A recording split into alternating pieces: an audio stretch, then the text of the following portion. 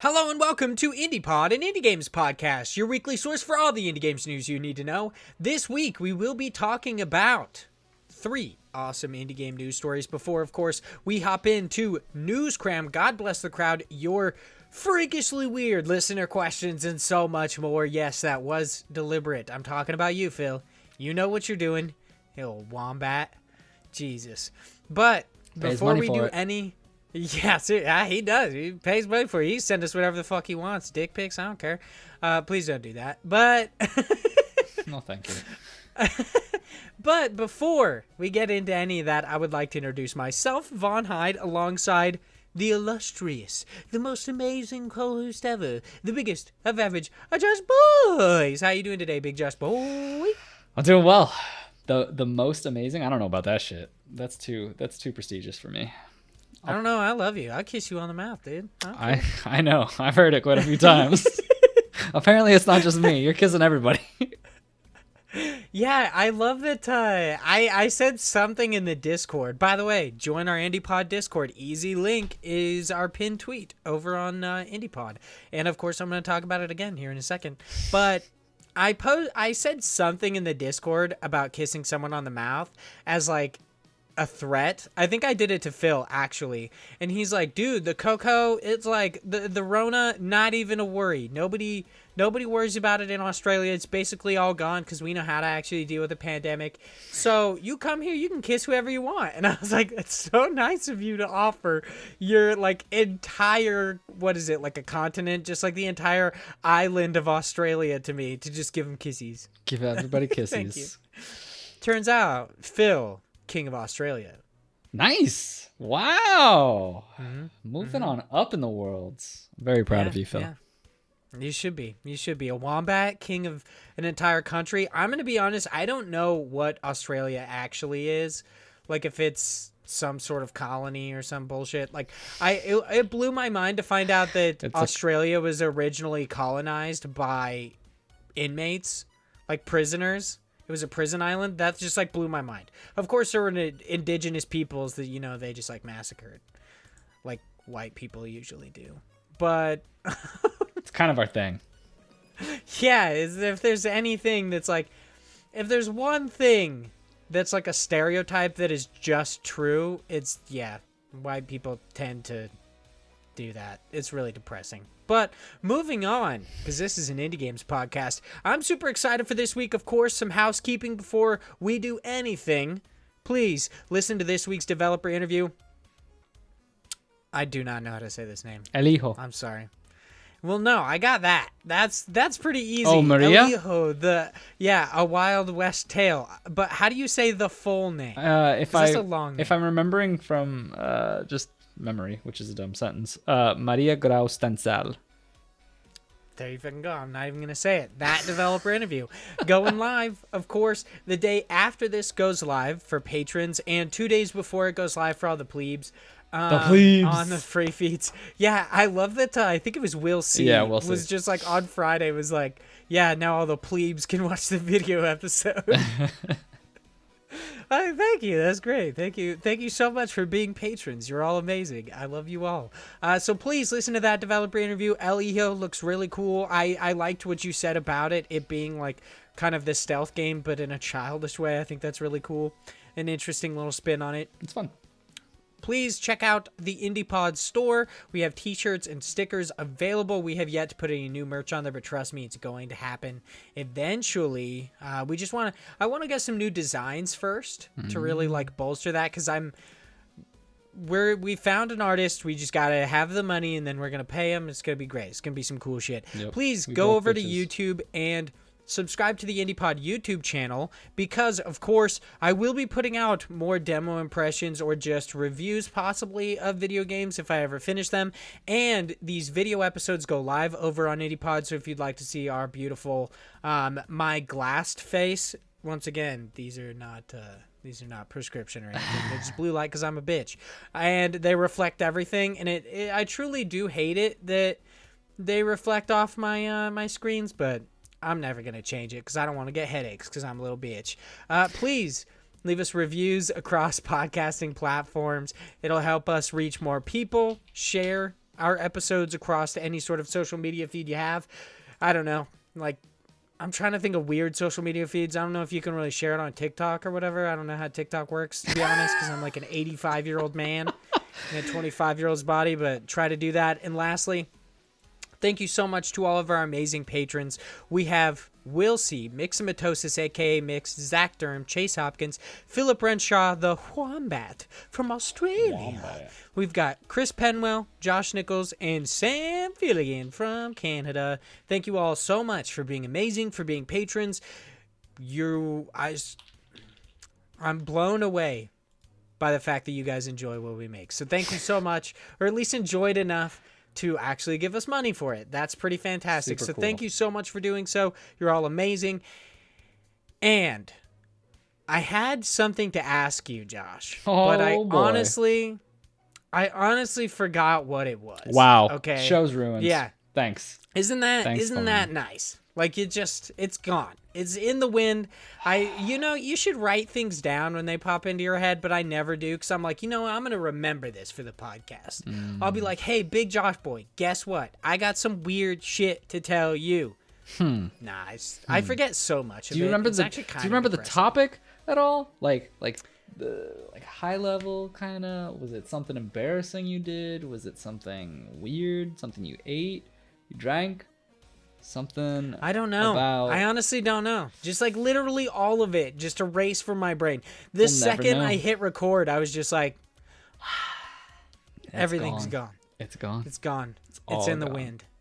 Yeah. It's a true struggle.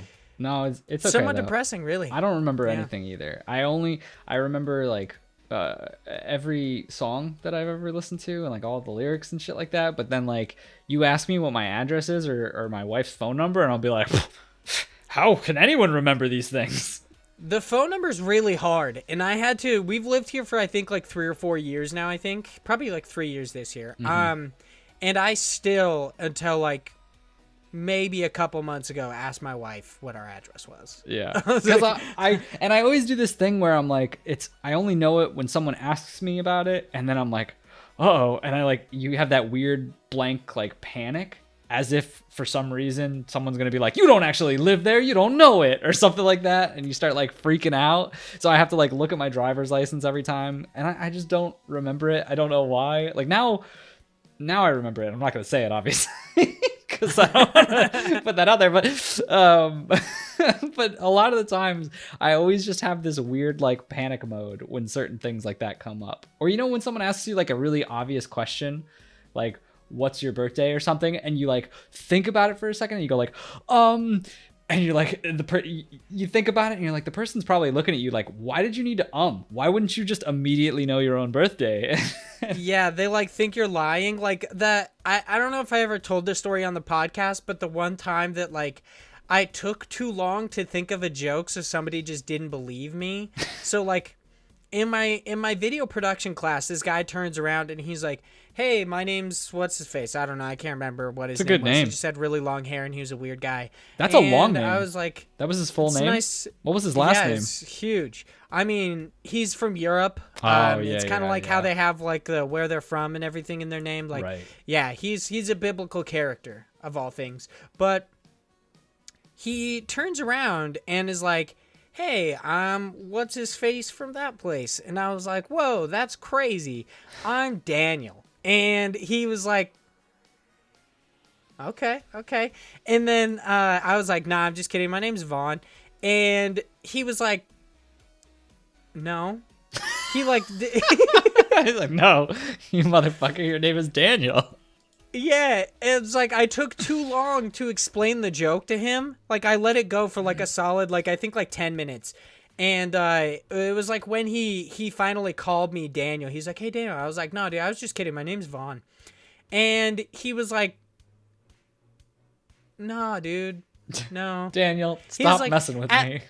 Yeah, he totally believed me the first time. But when I tried to explain to him that my name was actually Vaughn, he was like, I don't believe you. Like, why would you lie? That's like an extravagant lie kind of a thing. And then the person sitting next to me, I was like, my name is Vaughn. you can see my computers. You see my name right now.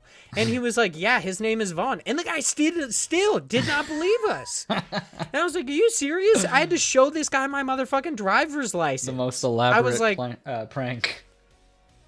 I honestly think he just wanted my address. Maybe. I think he wanted my address. I show him my driver's license. He's like, yeah. But long story short, I've moved twice and still haven't actually changed my address on my driver's license. Yeah. So I'm just like waiting to get a draft notice or something sent to like Chase's house, because that's the like address I have on my driver's license. Uh-oh. Maybe. I don't know. Yeah, you never know. You never know. I tried to change my address this time, but they were doing some like annoying ass shit where you had to actually go in to change your address. You couldn't do it online. And if you wanted to go in, you had to make an appointment, and it was going to take like 3 months for me to get in. Jesus. And I needed my driver's license within, like, I needed it for something for school within like 2 weeks. So I was like, you're like, all right, no, I live here now. Yeah. I was like, I'm going to move out of here eventually, and they're just going to live in that house. So, like, I'm not going to worry about it. They can just take my mail. So much of my shit gets, like, yeah, so much of my stuff gets sent there, and that I, like, eventually, like, I never go anywhere. So I eventually go over there with the pretext of getting my mail, and we hang out for a little bit. I don't understand how this place and mail works. Like, we'll go to actual games because we've been ranting for a bit now. But like, the one thing that I'll talk about before we jump to actual games, from what I understand, there's only been 3 people that have owned this house, like 3 couples, whatever, 3 families. We're the 3rd, right? Mm-hmm. We have legit gotten mail from, it must be like 10 different families. I don't know why there are so many people's mails still coming to this house. Like, out of all of the mail I get at this house, like, I'll get 1 letter out of 15 other bullshit from these people. And it's like, really, it looks like important stuff. And I'm always like, who, like, this isn't even, like, I don't know who these people are. They're not the neighbors that are the previous owners, so I don't even know how to contact these people. I'm like, well, I guess you just don't get mail. Like, I don't know. Yeah, that's something that happens in the apartment too, is that we still get other people's mail, or like, I've been getting the same person's phone calls for like 8 years because I've had the same phone number. Yeah. And they always call and they're like, is this Cricket Thompson? And I'm like, no, it's not. And then so many times they've been like, is she there? And I'm like, no. And they're like, we know she's there. I'm like, what the fuck? No, she hasn't had this phone number for like 8 years. Why do you always assume I'm lying to you? Because they're always debt collectors.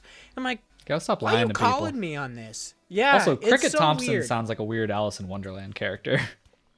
100%. It seems like an alias. I was like, you got, like, that's not a real person.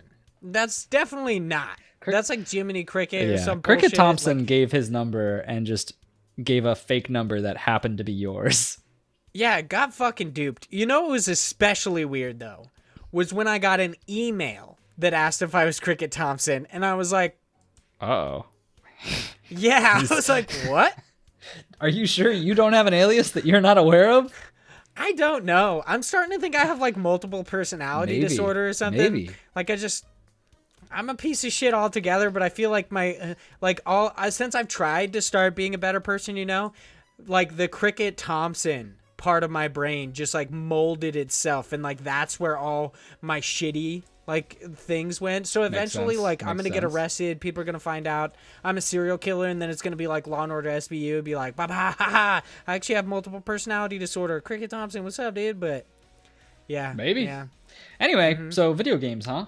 Speaking of monsters, yeah, Josh, one of the games you and I have been playing this week is actually called Monster Sanctuary by Moire Games. Josh, you have been streaming this game. Yep. What do you think about it? So Monster Sanctuary is a game that funny enough, I backed a long time ago on Kickstarter. I know, dumb me. Now it's free on Game Pass. But no, so I backed it a while ago, and I had actually played I think it was the alpha, maybe the beta of it back a couple years ago, I think it was. But anyway, Monster Sanctuary is very much a monster tamer. but it's blended with a Metroidvania. So the way this works, if you're not familiar with monster tamers, you would think of something like Pokemon. And you're going through this area and collecting these different creatures who are those monsters, and you're taming them and teaching them to, fight other monsters to help you get through this area. There's these like legendary monsters that are taking over the village, the area that you live in, and it's becoming a problem much more than usual. I didn't know that. Spoilers, jeez. Well, I mean, it's very early on that you see the first one. I was just kidding. So anyway, it's like the whole premise is you're part of this group, this legacy of individuals who use monsters to help combat and keep the village or that area safe. And so there's a crazy amount of these evil creatures who are kind of like, I guess the way you would think of it is like the Pokemon, like Gigantamaxed Pokemon. They're just like these big ass versions of the monsters that you would normally see in the wild, but they're just much stronger and they're like a boss mode version. And the thing that's really cool about this game is the main premise is you're going from place to place and you're getting these monsters who all have these individualized skill trees and allow you to build monsters kind of the way you want to fit your team. So you can have a party of 6, but only 3 can fight at any given battle, and you get to pick which ones you want for that battle. And the way it works is certain enemies, or not enemies, but certain monsters will have skill trees that might be like, I have 4 skill trees, or I have 5, I have 3, and it just depends on what you need for your team that you can build them a certain way as they each level up. So there's a lot of variability and a lot of different ways that you can play even just one monster. But as you're fighting each of them, they drop eggs, which you can then hatch and get your own little monster to basically be a part of your team. The interesting part about this, that where it mixes into a Metroidvania, is instead of you just walking from point A to point B, there's actual like platforming. It's very light, but it's like platforming and maps that you go through and you're traversing. And the cool thing is each one of those monsters will have some type of ability that plays a role into the world outside of just battling. So if you have like a bird monster, you'll have the ability to use its special perk, which is you'll be able to like fly. It'll give you this kind of like it's mostly a glide. Kind of it's like a hover-ish. It gives you like maybe an extra like less than an inch on your jump, and then it's mostly just a glide to get further. Yeah, but regardless, I've noticed I've never been able to get a high platform, but I've only been able to like glide over to one that was super far away. Yeah, and that worked. And as this game goes on, you also get other perks that are just specific to you. So like you do get a double jump later on in the game, so you'll be able to do that as well. But so going a little bit further, the monster perks might be something like being able to set something on fire, or being able to place a rock so that you're placing like weight on something if there's like pressure plates and things like that. So it's all based on being able to get a certain monster so that you can take it out into the world and interact with different areas. I wouldn't say that that's like a crazy part to it. It's honestly like very early on you get all of the monsters that you'll need for those things, and so it's really just, you know, you're more waiting on other things like the abilities that you get, like that double jump later on, to change up your gameplay and things like that. But it's really cool. There's a lot to this, and I think the monster taming part is where, you know, if you're a fan of that type of genre, there's a lot that goes into those skill trees for the different monsters that you can have, and you can get all of these different types, and you know, probably have a lot of fun for those people who want to, you know, build that perfect team and try to strategize. There's also PvP in the game, so you can get, you know, more of a feel for strategizing to fight others. But that being said, it's just like, I don't know. I think it's a pretty good game. I think the pacing is well done. The story I can't talk too much because I've only played about like 4 or 5 hours of it. So it's really just been that I've been finding these evil giant monsters and trying to fight them and tame them. But I've liked what I've played so far. How about you? So you pretty much covered all of it like beautifully, but the few things that I wanted to add are things that I really like about it over some other monster tamers. One thing is the actual ranking of each battle at the end of it. That's a good point. How it actually tells you like, oh, this is how many turns it took. So if you have more than 5 turns, it's basically like you're trash, which I'm just like, I think that's funny that every time it does that, I'm just like, that's kind of fucked up, but okay.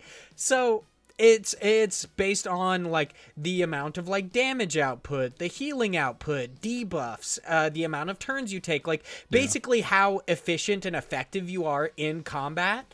I think that's really cool. And then that actually translates to you possibly getting a higher chance for getting rare loot. So that would be those eggs and additional items and potions and all sorts of stuff. Like, I think that's really, really cool because it actually gives you an incentive to do really well in battle and to actually strategize versus just they're not going to die. Like in most monster tamers, it's just like, yeah, you just don't want your monster to die. Like I have a Bulbasaur, I just don't want my Bulbasaur to die. Like that's basically it. Versus in this, they heal all the time. When you get out of battle, they heal themselves. And I love that part about it. It's great. The thing about monster tamers that I hate with like Pokemon is that backtrack of like having to run through something, and then if you don't have enough health for them or you don't want to use items, you have to go all the way back to that Poke Center or whatever it is. Gotta use like an escape rope or something or teleport to try to get back. Yeah, so I really do like the combat part of it because the way they do it is you have to, it's so strange. You have to try to do a lot of attacks that hit multiple people or hit multiple times, or possibly give status effects to your party.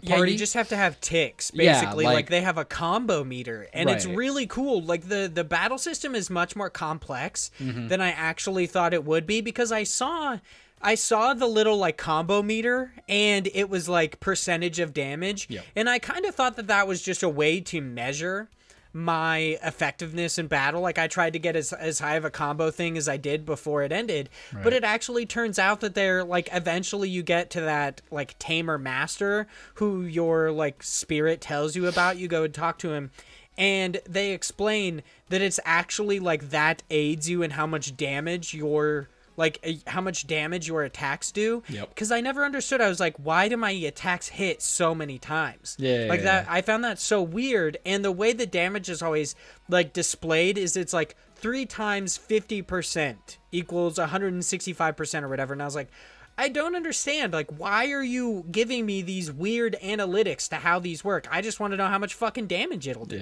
Kind of like I was looking for a power output, like in Pokemon or like Temtem or something. And it turns out that that's actually a big deal, because then you actually like, you need those procs. You need it to give you like, you want one of your like, maybe your least damaging character to use an ability that hits like 5 or 6 times. So then your combo meter builds up. So then your next person can hit 4 times, which is like 10 in a row. And then your last person, the one who hits the hardest, that's when you use like your attack, and it does even more because of all of that. I love how complex the battle system is, and the fact that like, it's not just based on attack combos. It's actually also like your combo meter is based on your different procs done by like debuffs and buffs. I think that's really cool. So anytime like you heal, or you put a status effect on somebody, or use the sidekick perk, which gives you an additional tick, like everything counts toward this combo meter, which you can then build up this massive attack. Like, I think that's so cool, and it really works to the efficiency in combat. I like that a lot. Another thing, it's good because, just to quickly mention on why I think that is like an added bonus when you think of something like Pokemon, is with Pokemon, a lot of people, if you're not like really going into this from a not professional, but like competitive sense, you're generally playing this game where your first starter Pokemon is going to be incredibly overpowered, and you're going to just rip through the game, and that's kind of like it, right? And with this, it's kind of similar. Like, you could keep just leveling up these monsters, and like it's not crazy challenging, or at least it hasn't been. But like, the challenge is not, can I survive the battle? The challenge is, can I do it in the most proficient way possible? Yeah, absolutely. That's 100% it. It's like the entire game is teaching you how to be as successful as possible in battle, versus Pokemon is just like, it's a standard level system. If you're 10 levels over, you're going to trounce them. It's just going to happen. Versus this is like, you have to think about the actual like structure of every turn you take. You have to think about what monster is going to attack first. Like typically you have your 3 monsters, and that's what you start out each battle with. You could choose different ones depending on which battle you pop into, if you want to like shoot for type advantages and stuff like that. But typically it starts out with, you have the person in the first spot, second spot, third spot. But once I figured out this combo thing, that actually incentivized me to start actually not doing their turns in order, but right. to start actually going out of order and be like, okay, I want to poison them now so that I can actually hit them here. It was really interesting. Another thing that I really like about Monster Sanctuary is actually the skill tree system that they have, to where every monster, like you can get 3, 4, 5 different types of the exact same monster and build them entirely differently. It kind of like makes it to where getting the same monster, like getting an egg for somebody, isn't actually a letdown. Like I got a slime egg the other day. I fought the cat zerkers and some slime, and I really wanted a cat zerker because I already had the slime, but I got a slime egg and I was like, you know what? That's actually great because I can build that slime entirely differently than the slime I currently have. Right. Like it's just so cool. The benefit to doing it that way too is when you get those eggs, you're spawning that monster or hatching that monster, and they're going to start off with base skills. So one egg might have 2 different attacks than another. And so there's still a benefit. I didn't know that. Yeah, that's cool. Yeah, so there's still a benefit to getting multiple eggs. And even if you're at a point where you're like, fuck, I hate slimes. No more slimes. All right, I'm done with slimes. There is a point. I fucking love slimes. I know, you'll never get there. But there is a point where you get to the game and you get to a castle where they're kind of like building their defenses, and you can give those eggs and hatch them for this civilization, these people, and they'll be donated basically. And based on that, cool. You get rewards for that as well. So like there's still a point to getting them, even after you have all the slimes you want or whatever creature. That's super cool. I didn't know that, because that's actually like, I mean, this is kind of like, it's not apples and oranges, but it's somewhat similar. Is my friend Chase specifically, he's big into competitive Pokemon. He's always building the perfect team, but he never actually competes. It's kind of interesting. But I always wonder if he's ever going to do it. I hope he does, because I bet he'd be great at it. He's really good with stats. But he is super into the breeding of Pokemon. So he'll do the whole like, I'm going to breed 25 eggs so I can get the exact perfect stats that I need for this Pokemon.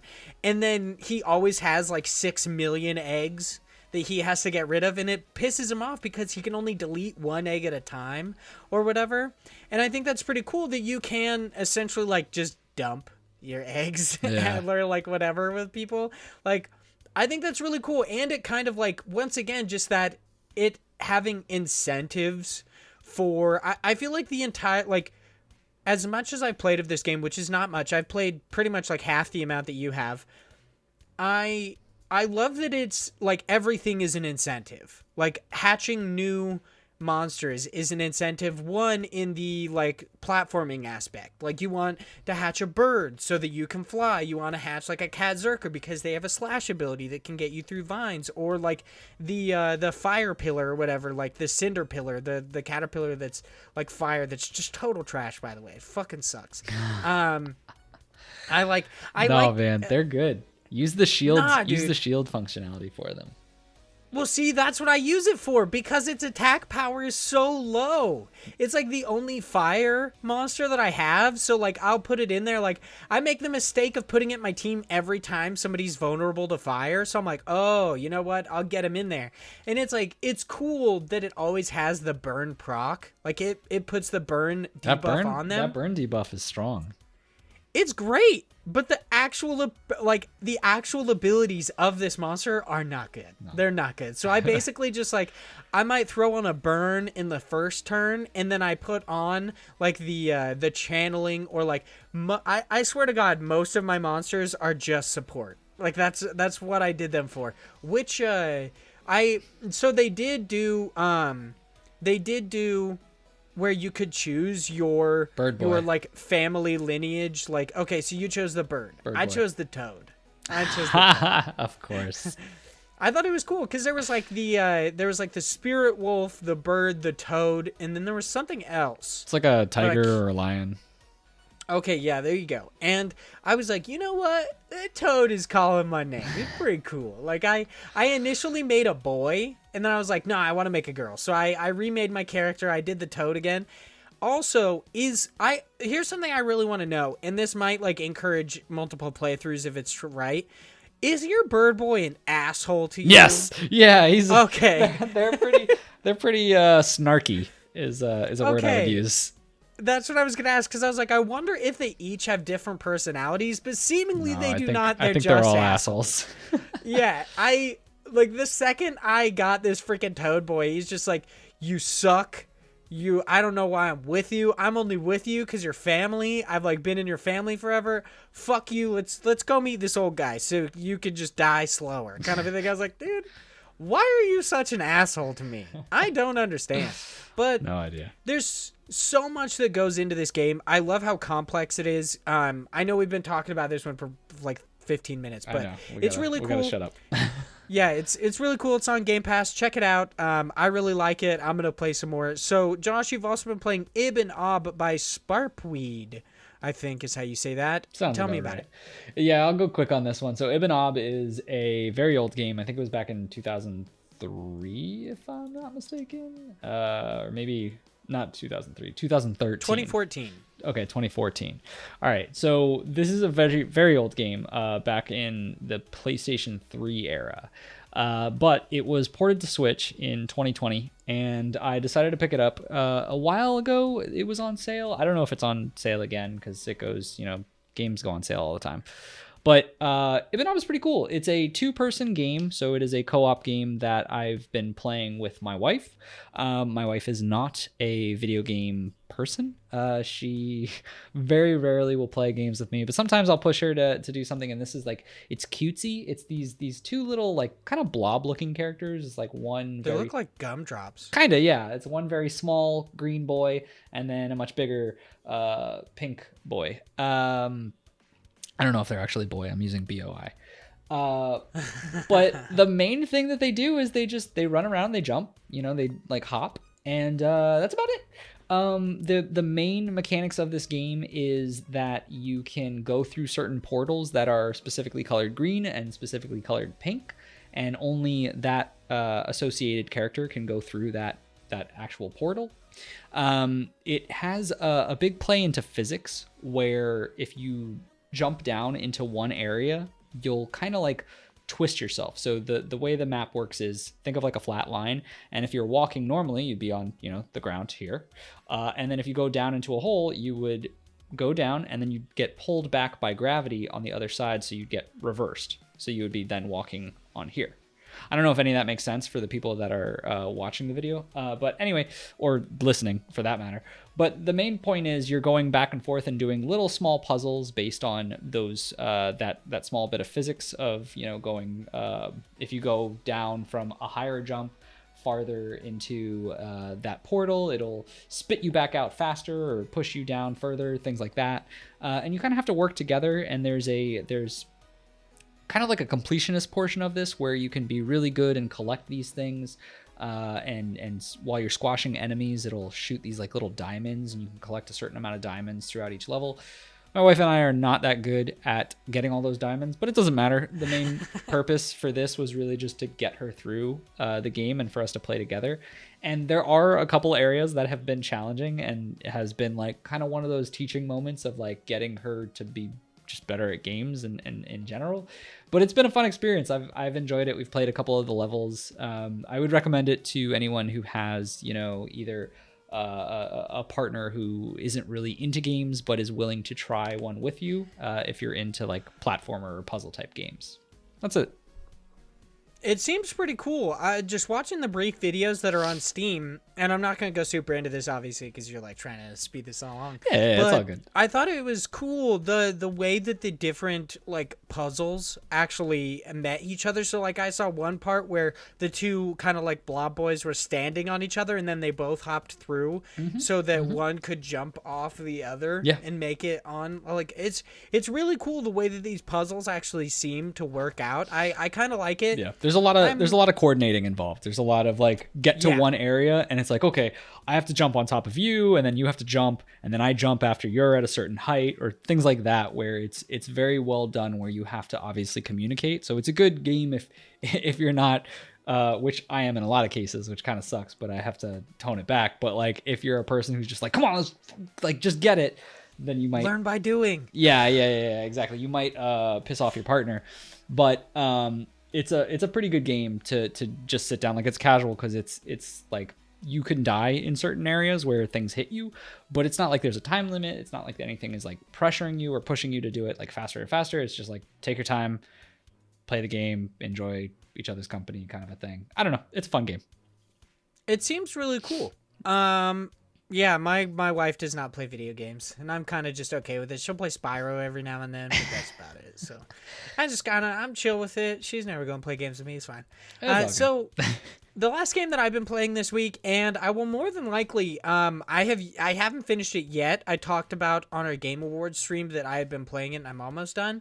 But I have been playing Unto the End by Two Ton Studios, also on Game Pass. It's actually kind of funny. So basically, like how you bought Monster Sanctuary way back when on Kickstarter, and now it's like free on Game Pass. Well, I mentioned it on the stream the other day, or I think I might have mentioned it on the podcast last week, and then I think Sam said he bought it, and I was like, that's amazing that you bought it.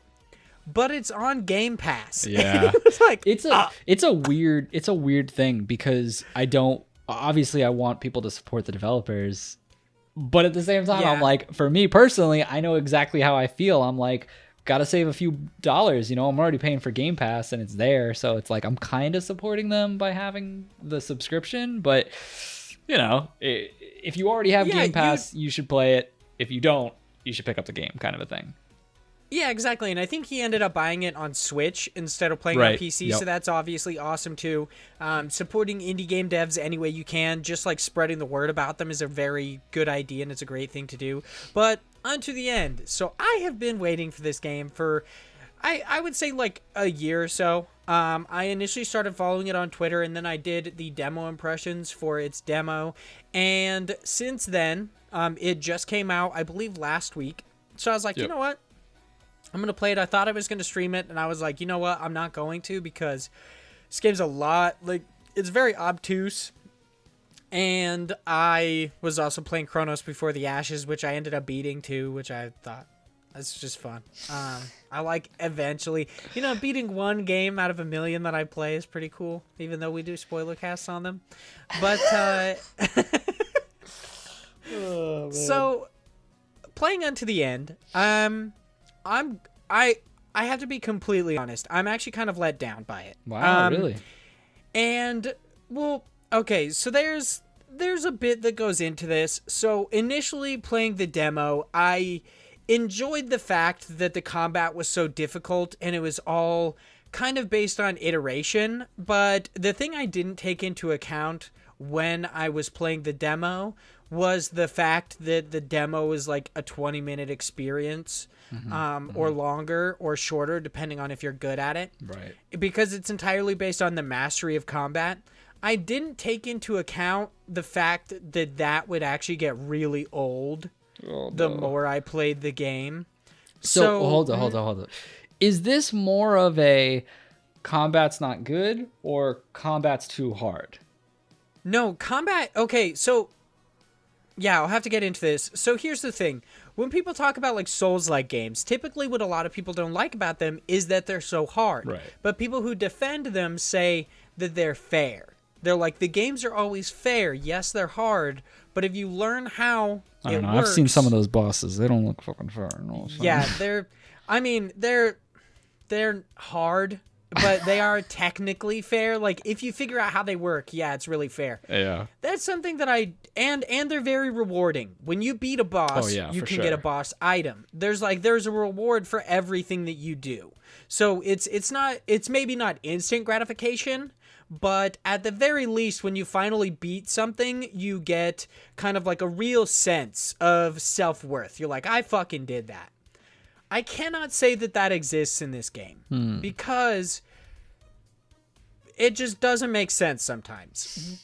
I often get stuck on these hard battles that I can't actually avoid, because that's something that there's really cool about this game is you can avoid a lot of fights in this game that would actually be incredibly difficult by understanding the cultures of these other creatures, even though there's not a spoken word in this game. You just witnessing the things that they do throughout the game. You offer them these herbs. Like, if they're dying, you offer them these herbs that will allow their, like, friend to live. Or you don't kill one of the guys, and you later on get, like, he gives you a necklace that you later on show to somebody, which means you get to avoid a fight. Like, that's the thing I love most about this game. Yep. Is this ability to, like, as long as you use your kind of, like, smarts and ingenuity, you can make it through most of this game without actually fighting anything. Some things you have to fight. It's just inevitable. You have to do it. But some things you can completely avoid, which are really, really cool. And I like that. Or you can just kind of, like, plow through them if you want to. It's entirely up to your discretion. But I will get into these fights with creatures that are, like, the entire premise of the game is that you are weak in a world of, like, really strong creatures. So everything is stronger than you. They can kill you very easily, and you have to master combat. Like, the game is not as difficult as it seems as long as you master combat. But my big issue with it is that the combat is so hard to predict sometimes. I don't mean the actual enemy movement. So multiple times I'll get stuck in, like, what would be kind of like a pseudo boss fight where it's like this hard creature that might have 2 blades or something, and they'll kill me one time. They'll kill me in like 3 strikes. The next time they kill me in 1, and I cannot say how much it annoys me to get one-shotted over and over again by something. Right. And I just don't understand how to get past it. And then, like, you finally get the rhythm of how these different things work. You're like, okay, he's going to come at me high, so I have to block high. And then you eventually run into a fight where somebody uses 2 weapons. And for some reason, even though you block high, they still stab you with the other one and kill you. And you're like, how am I supposed to avoid that? I don't understand. And it typically, like, the thing that happens in combat is, like, even though it's about mastery of combat, often enough, when I get through a battle, it either feels like luck or I die, and I'm like, I don't understand why I'm dying. Damn. It doesn't make any sense, because they'll hit me once and I'll die. The next time they'll hit me 3 times and I'll die. And I'm like, if this was just more consistent and I knew that I had to avoid every single attack or how to avoid their attacks, it would make it a lot easier. And then they have this additional, like, accessibility mode that changes down the timing of combat to make it a little bit slower for you. And I'm like, okay, this one fight just ended up pissing me off. And I was like, you know what? I'm going to slow it down. I'm going to see if I can get through this fight. So I slowed it down. This is the first time I ever did it. And I made the assumption that it would just slow down my enemy. Like, it would be a difficulty slider. Nope. It slows you down too. And I was like, I don't see that really helping, because, like, the entire idea of, like, a difficulty or an accessibility slider is to essentially make you more powerful, to make something a little bit easier for you to understand. And this, if it slows you down as well, it doesn't exactly help. Plus, when it slows you down, if you roll, it looks super weird. Like, it's the slowest shit I've ever seen. It's fantastic. It's like in Dark Souls, if you had the most armor humanly possible and you tried to roll and you basically just turtle, that's what it looks like. So I ended up actually getting, like, I found with the game is it's really infuriating. You don't really get, like, you don't get new equipment. You don't get any sort of, like, real perk for beating anything. You're basically just trying to get back to your home, which, I'm going to be honest, I don't really understand currently what's going on in the game, because you go out and it seems like you might be hunting or you might be joining like in the war effort, but you go out, you get in these snowy mountains, you fall into a cave, and you're like, I'm going home. Like it's so weird. And I'm like, did you go to war? Are you hunting? What exactly were you out here doing? Right. Like, I don't really understand a lot of it. And then, yeah, it's interesting. I can't say it's a bad game. I don't think it's bad. It's definitely like entirely up to your skill level in combat. Like, if I could master this combat system, maybe I would like it a little bit more. But since there's such a crazy variation between like attempts in combat, I don't think I'll ever be able to master it, because I'm like, if I die in one hit every time, or like I die in one hit and then I imagine to survive that one hit for some odd reason, I don't know why, and then you hit me a second time and I die, it's like, it just gets infuriating. And there are times when I'm just like, dude, I'm done. Like, I can't play this fucking game anymore, and I just hop off. Yeah. I know how far is kind of a weird question, because, you know, if you're dying and having to restart, but about how long did you sink into the game? Currently, I think I have like about a little bit over 2 hours, I think. Okay. It's not very long. I've seen a playthrough that somebody did it in an hour and a half. And it seemed like they were actually good at the game. Right. So there you go. So it seems like a kind of like shorter experience. The other thing that I find, and this is the last thing I'm going to say, is that it's a little bit infuriating, is the fact that they have the button layouts that tell you how things work, but it doesn't tell you everything that you can do. So like I was telling you, I think on the stream, that I had to restart, or I had to watch a playthrough because I couldn't figure out how to get past where I was. And it turns out that it's because I had to climb something and it doesn't tell you how to climb. Like, it's just really annoying. Like, you can jump, but it turns out you have to like repetitively press A, or you have to like press and hold A to climb, right. But it doesn't tell you that anywhere. So it's like, how the fuck was I supposed to figure that out? Well, like, I mean, you did. Yeah, because I watched somebody do it. Oh, well, never mind then. Yeah, like, I essentially like watched a tip video, and I was just like, I guess I'll figure out how to climb. And then I like watched a video, and I was like, where am I supposed to go? He went this way, and I was like, that's where I thought I was supposed to go. And I jumped and just held A. Like, I tried a variation of different things, and eventually I found out how to climb. But it was kind of annoying. I like the game, but I don't think it will be in my Game of the Year discussion. I mean, honestly, what puts it really into perspective is actually I played the Song of Iron demo, because it's very similar to Unto the End, and I'm like, wow. Compared to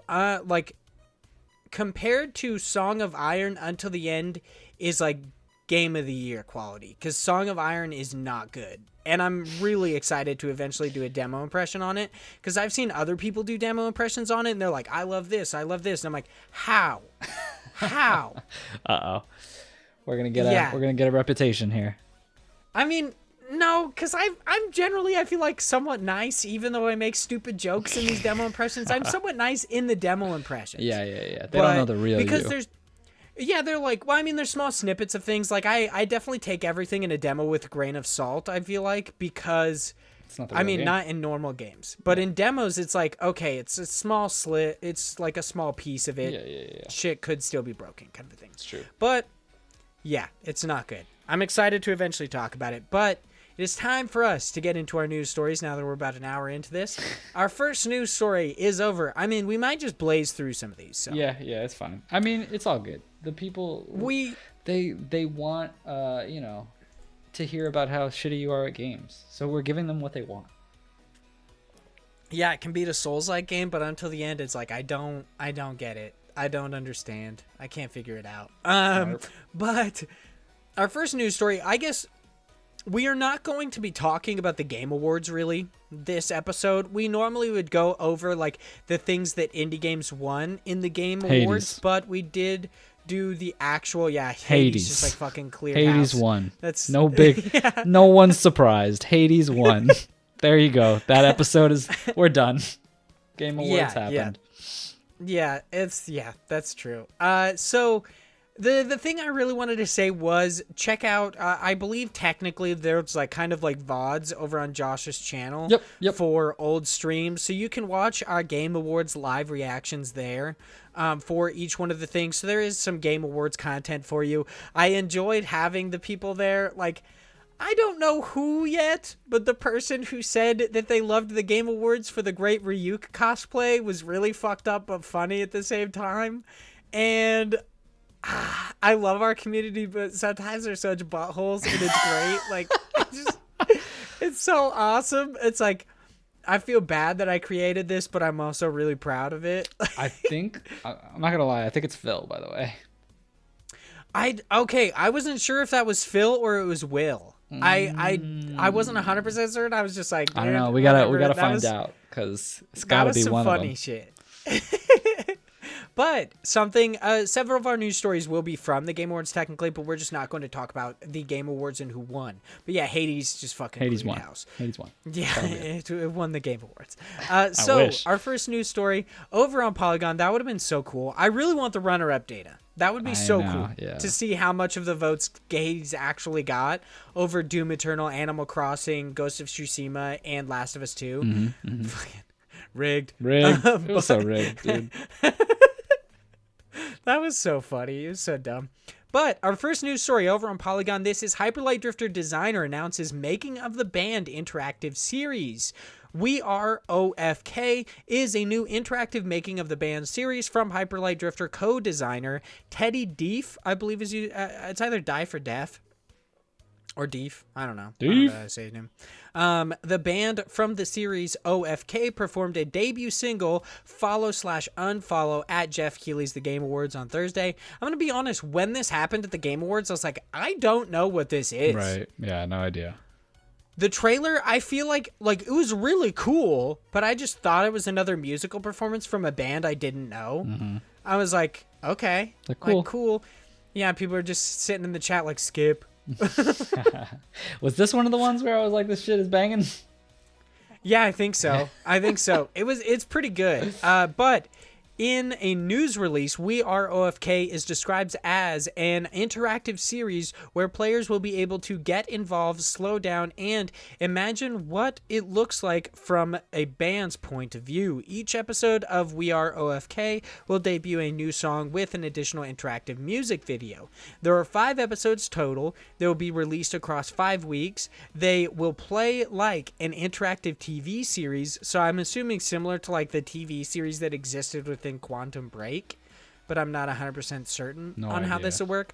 Honestly, after reading this article, I was like, this makes less sense. I know, I'm so confused by this. I was really hoping you were going to be like, this is the breakdown of it, because I was like, what? I like watched the video and I was like, okay, cool, that sounds good. And I was like, wait, it's interactive now, but how? I don't know. Yeah, I read the article before the podcast and I was like, what does that mean? What do you mean by that? Where's the follow-up here? Yeah, what do you mean? But with some extra playable dimensions and treats tossed in, including a new song from OFK in each episode, Dife told Polygon, everything that players will do lets them interact with the thoughts and explore the feelings of the band as they deal with all of the shit in their personal lives that gets in the way of trying to make music. Pretty much, I guess. Yeah, I just like burped and like fucking hiccuped at the same time. It was the weirdest shit. I don't know, man. You're dying. Yep, definitely. That means the joys of creating, frustrations of collaboration, and just living life, according to the news release. I don't understand this part because I don't actually know what this is. It says, unlike a video game group like League of Legends KDA, I don't know what that is. I'm assuming it's like a music group based on League of Legends. Kinda, yeah. It's like, it doesn't matter. It's basically just, it's something that League of Legends does, and it's just a music pop group. Oh, okay. Like, I don't know what this is. Yeah, the members of OFK are not pop stars. They are a group of friends making music in LA, paying rent, and trying to get by, Dife said. They said the band will be more approachable and down-to-earth, focused on their regular life as indie artists.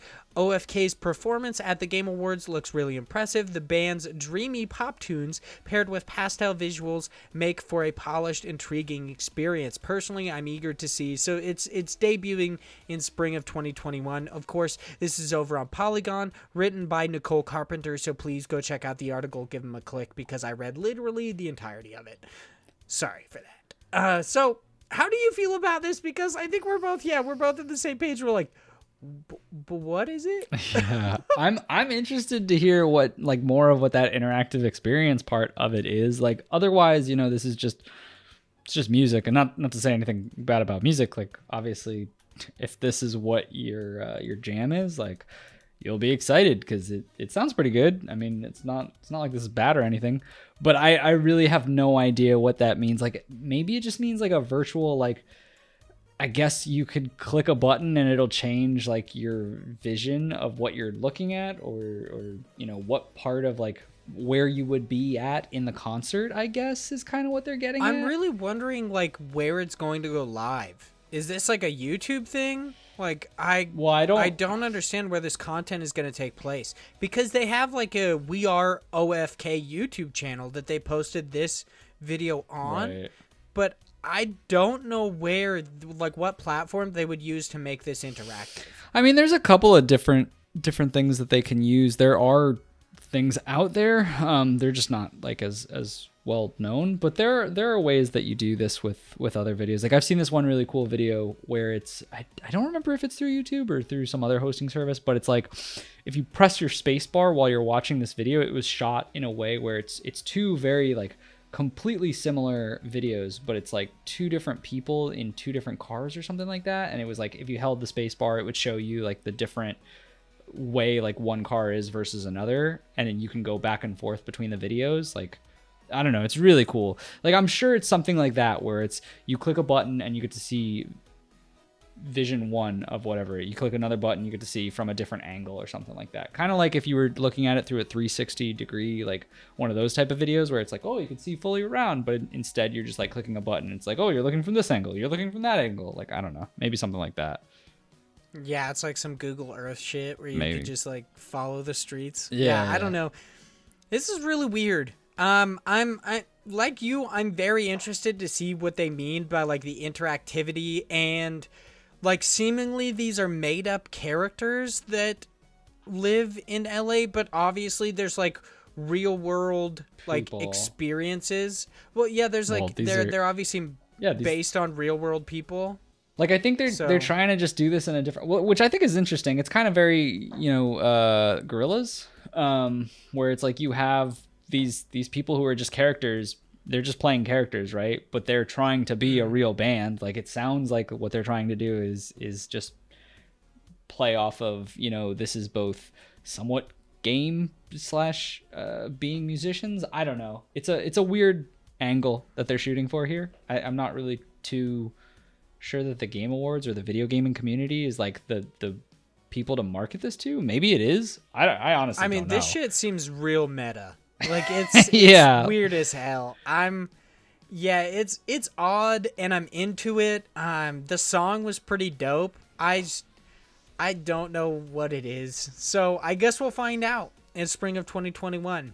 But our next news article is over on GameSpot. It's written by James O'Connor, and it is indie royalty RPG Yes Your Grace has massively increased its player base in 5 days on Game Pass. Hot damn. 5 fucking days. Holy shit. This news story is pretty crazy. Yes Your Grace, a small game about making decisions on how to run a kingdom, recently released on Xbox Game Pass after hitting PCs and consoles earlier this year. In its first 5 days on the service, the game, which featured Xbox Series X/S enhancements, has done extremely well, the publisher says, has now revealed. Mike Rose, head of indie publisher No More Robots, has shared news of the game's success in its first day. The game added 10,000 new players over the 4 days that follow it that followed, it continued to add that many players every day. Around 250,000 people have now played Yes Your Grace. Rose revealed a high number for a game like this. And then it continues basically saying that, like, after a couple days it continued to go up, and it just kept seeing this massive amount of like pseudo popularity. If this pace continues, then Yes Your Grace will roughly double its player base within 2 weeks. A fantastic result, Rose says that optimizing the game for Xbox consoles seems to have had a big impact. So once again, just really shouting out how exactly these platforms, like releasing on the Nintendo Switch or releasing on Xbox Game Pass, can really bolster an indie game far past what we ever thought was possible. Like, I honestly still don't understand it. It's kind of like, it's still a mystery. It's kind of like how Gravity works. It's like, does anybody really understand it? Or yeah, but you know it's a thing. I mean, some people do. Yeah, I think it's really cool. I mean, it just speaks to the power of Game Pass, right? And it's good to see stories like this because it pushes other developers to want to be a part of this system, which I think is exciting for Xbox. It's honestly incredible how many games come to Game Pass. Like, I'm at a point where these games keep coming out, and I'm like, Game Pass, you need to slow down because I can't keep up with your shit. Like, I don't have time for all these games. I was blown away when I realized that fucking Monster Sanctuary and Unto the End dropped on Game Pass on the exact same day. I was like, what? Yeah. And there's even more coming like that I just saw the other day. Like I'm subscribed to, I'm following them on Twitter for their Game Pass like updates. And I see it all the time where I'm like, I just saw an update where it was like 8 games and it's like, here's 8 more. And I'm like, what is happening? Which is awesome. It also kind of speaks to there's going to be a point where this becomes difficult to promote certain things, but like the way they do it, like I'd love to hear about the back catalog of Xbox Game Pass games, right? Like Yes Your Grace is doing great. Awesome. Now at a certain point, right, there's going to be 5 million other games that come to Game Pass. And so like, does Yes Your Grace get buried because it's not one of the new, like the recent ones? Like I'm thinking of like cataloging, like their system is pretty good for tagging and stuff like that, where you can go through and find games, but like I just don't know how well it will do then. Regardless, I mean, it's getting what it wants, right? It's getting that crazy popularity, and like that's awesome. And I think it's good for both the games itself, for Game Pass, because other people are going to see it and want to jump into it. But like it's also just interesting, like where does a game like Yes Your Grace find profit after this, right? Like, I don't think they have any DLC. I don't think they have, like, I guess it would be for other people who want to pick it up. Like, we've talked about this, right? Like, other people who want to pick it up on, like, Steam or, like, a different console. But, I don't know. It's just interesting. Yeah. I definitely get what you mean. It would be really interesting to compare the short-term versus long-term success of these games on Game Pass. Right, exactly.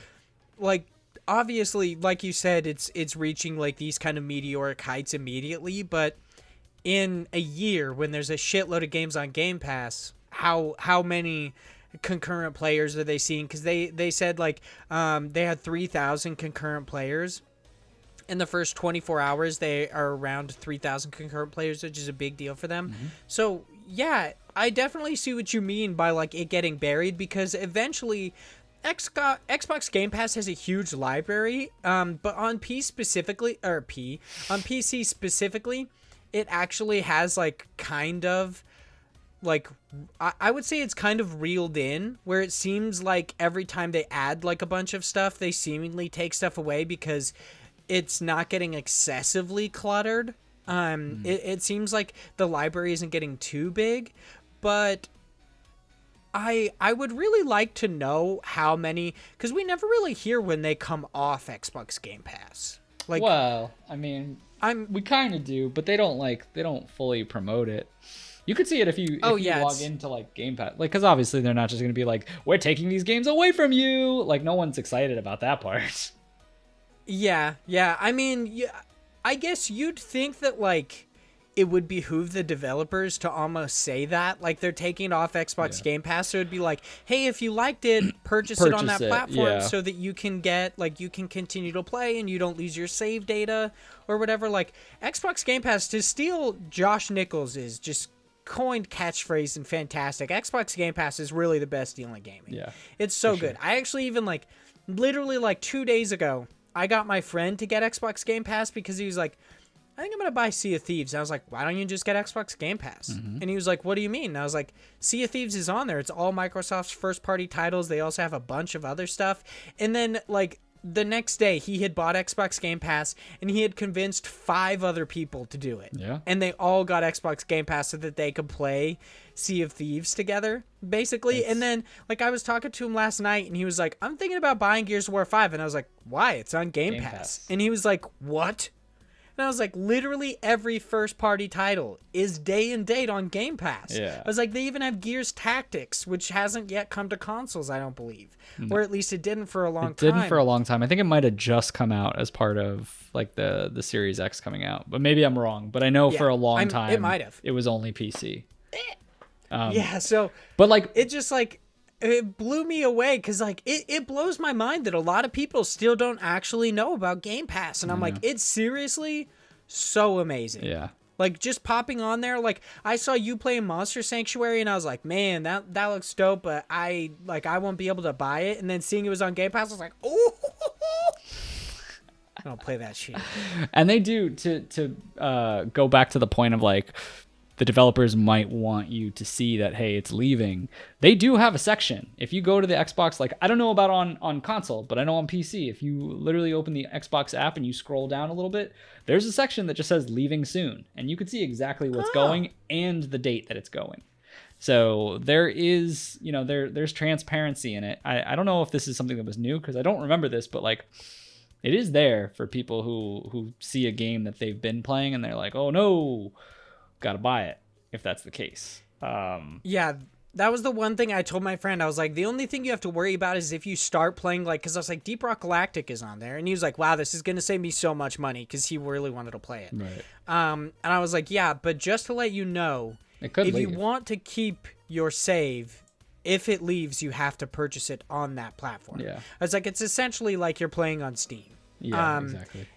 And I was like, it kind of sucks, but still, like, he's not, like, platform specific or anything. He's not the guy who won't purchase shit on the Epic Game Store or anything. So, like, it's not really going to matter to him. But, right. Oh, God, I am so excited to talk about Super Meat Boy not coming to Steam. Shut the fuck up. I was like, I honestly, when I was writing Newscrab, I was like, maybe I shouldn't bring this up.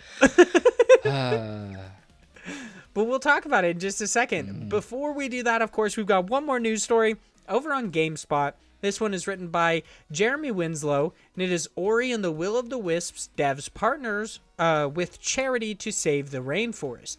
Developer Moon Studios has announced a partnership with Iam8bit and Skybound Games to send money directly to a nonprofit organization aimed at preserving the tropical rainforest. I should preface this with these... The thing that they're doing was from when this originally published, which is on December 8th to December 13th. So technically, like, that's why I tweeted about it today, right? Because I wanted to make sure that if anybody was on the fence about purchasing Ori and the Will of the Wisps, they knew, like, once again, follow us at IndiePod, because the things we can't cover on the show, I make sure I tweet about them.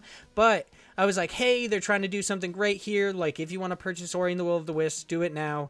5% of that will go to essentially, like, saving the rainforest kind of a thing. Yep. But moving forward, of course, like, this is obviously kind of outdated and super outdated when this goes live to plebes, but I just want to bring it up because I think it's awesome. Yep. Also, I don't mean plebes in a derogatory way. I just think it's kind of funny. Thank you so much for just experiencing our content in general. You don't have to give us money to be worthwhile. You're all amazing just for listening. Thank you.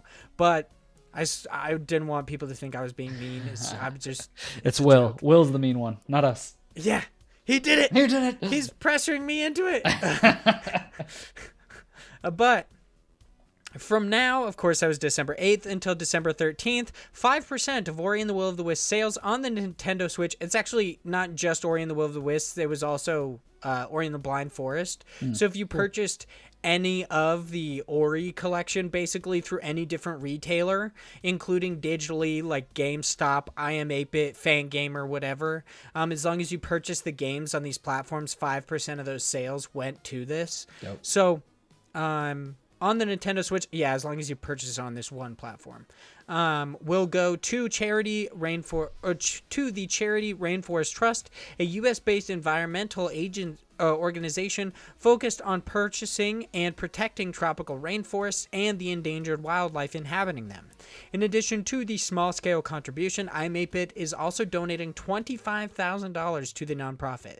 So even if they don't get a massive amount of sales because of this, they are giving a baseline of $25K, Right. and then it's going to continue to go up with the 5%. It's not like they're like, we'll reach 25K or we won't, and we'll just give 25K. It's like, no, they're giving 25K guaranteed, and then everything after that is just additional. It's like gravy on top. All the 5% after that is just gravy. So Good old gravy. Iam8bit's very first game as a publisher is Ori and the Will of the Wisps on Nintendo Switch. As a publisher, we considered how best to spend the game's marketing budget and decided to shake things up and try to make a positive difference with that money. Iam8bit's co-owners, and I really love the fact that they're not being shady about this. They're like, it's of course like, they're trying to do a good thing, but they are also trying to market this game. Right. They're like, we used the marketing budget of this game to do this. Like that 25K,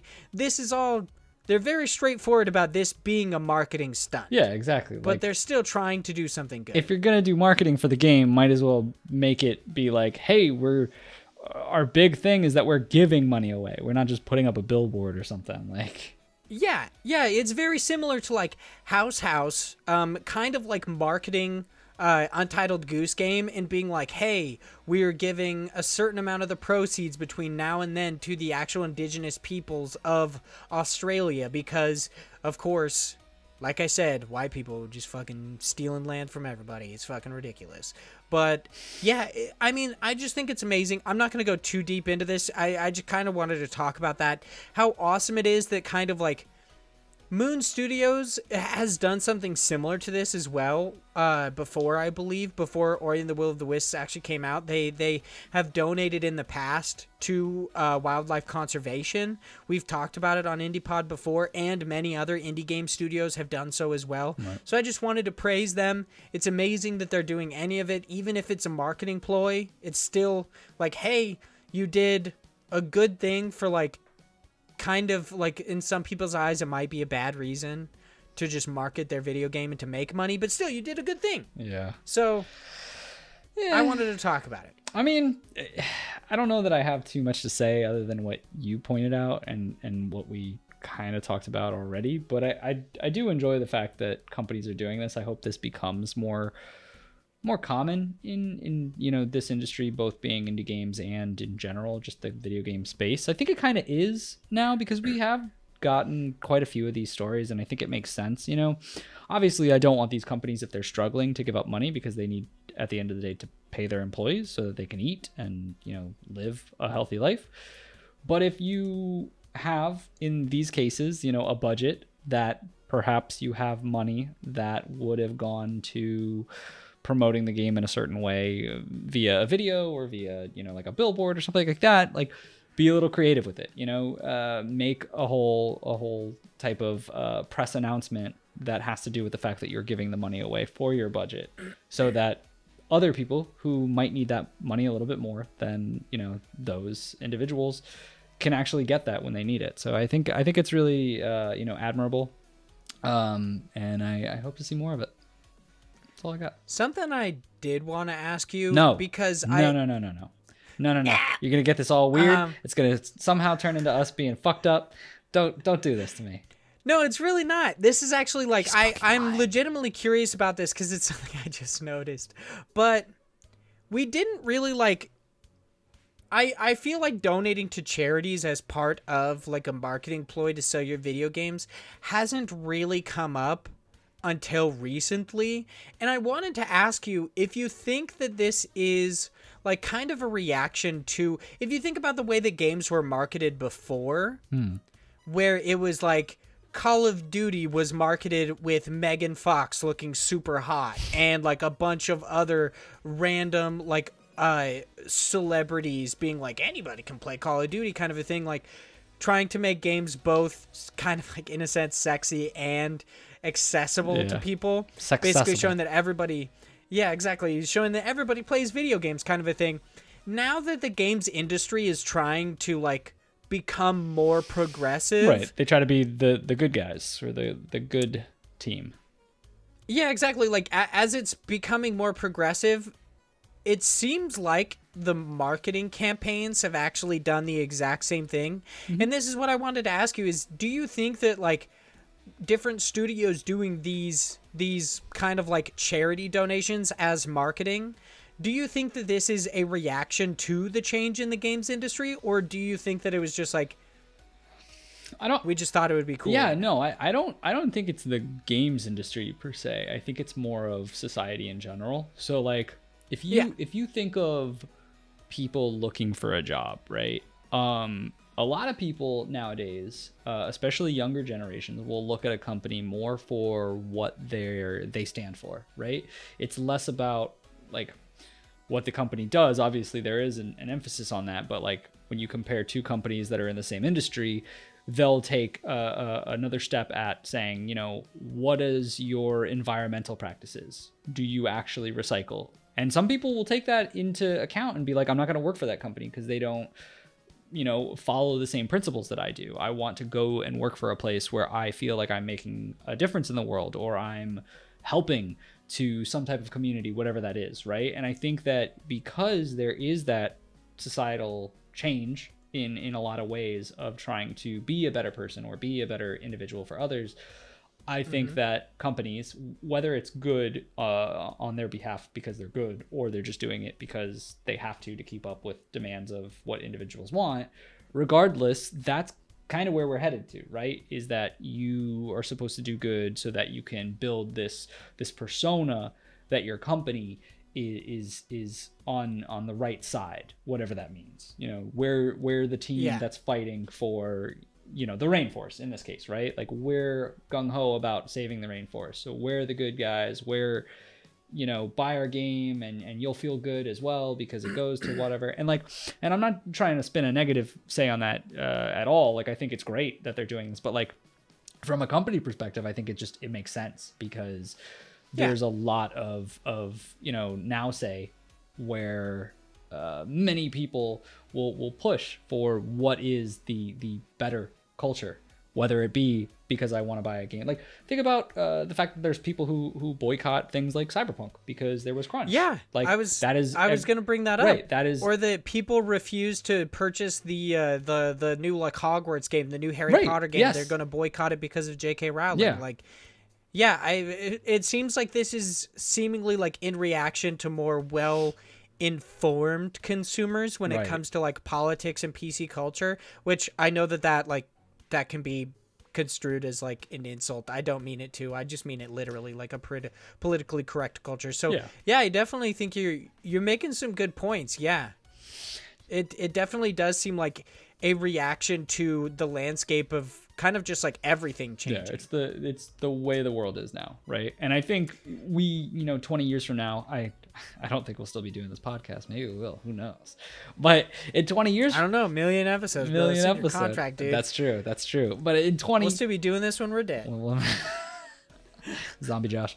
But when we're 20 years from now, I'm sure that there's going to be probably not the same discussion, but like a discussion that is whatever is the big topic, you know, whether it's still being a good person or whether it's something totally different. That would be the next, you know, marketing ploy, right? Maybe we'll go back to having sexy people talk about games. I don't know. I don't know. I feel like now that gaming culture, and this is the last thing I'm going to talk about before we go into news, Cram, but I feel like now that gaming culture has become more of just a widely accepted thing, I don't think we'll ever go back to like the marketing of like anyone can be a gamer and even hot people play video games kind of a thing, because it's like, after the pandemic hit, literally everyone plays video games. Or I can't say literally everyone, but like there are elderly people who play video games. Like that's typically not a market that you would think of playing video games before, but there absolutely are, especially because of the pandemic. There are like your parents play video games because of it. Like so many people started playing video games because of this. And I don't ever think that we will go back to a marketing push of like everyone plays video games. Instead, now it's going to be like you're saying, trying to show your value as a company and like what we stand for, and being like, okay, I can invest in that. Like I not only like your game, but I like your company, and I will purchase your game because of it. Yeah. And I wouldn't even say it's just the pandemic, but I think that did obviously have a big help. I think the starting point of this is like the Wii.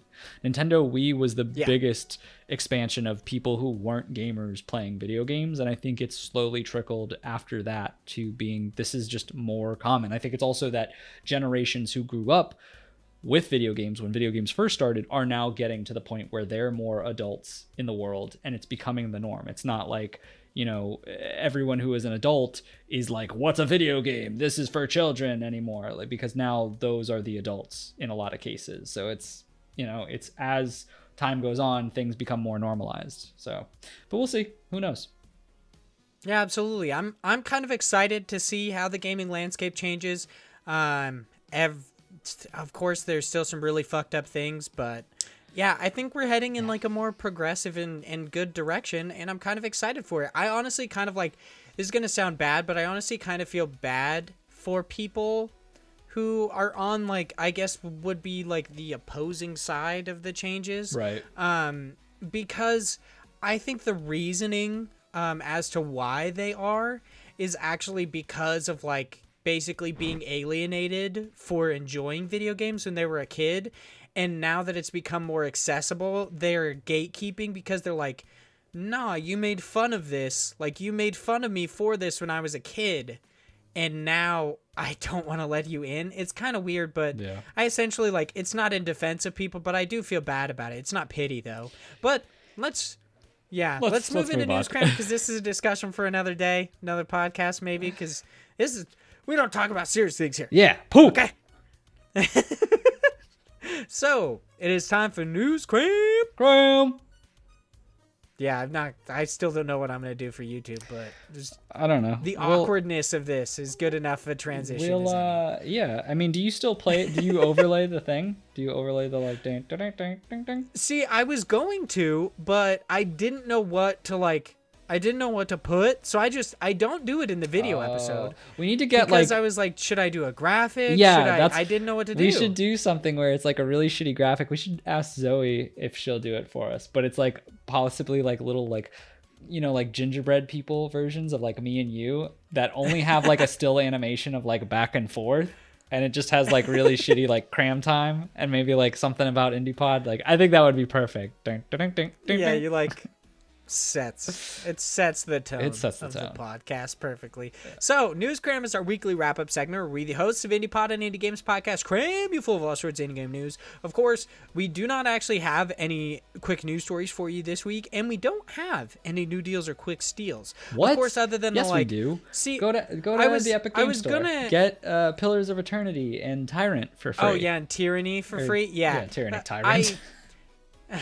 There were like a couple things that I thought about including, but I was like, I don't want to just keep including shit that only patrons will know about. So instead, I'm just like, I'll just tweet about it kind of a thing. It's kind of I guess. Yeah, fuck the patrons, am I right? Yeah, because like all of the Game Awards stuff, I was like, I would like to talk about the Game Awards sales, but they end like, some of them ended before this would even go live for patrons. So I was like, I'm just not going to bring it up.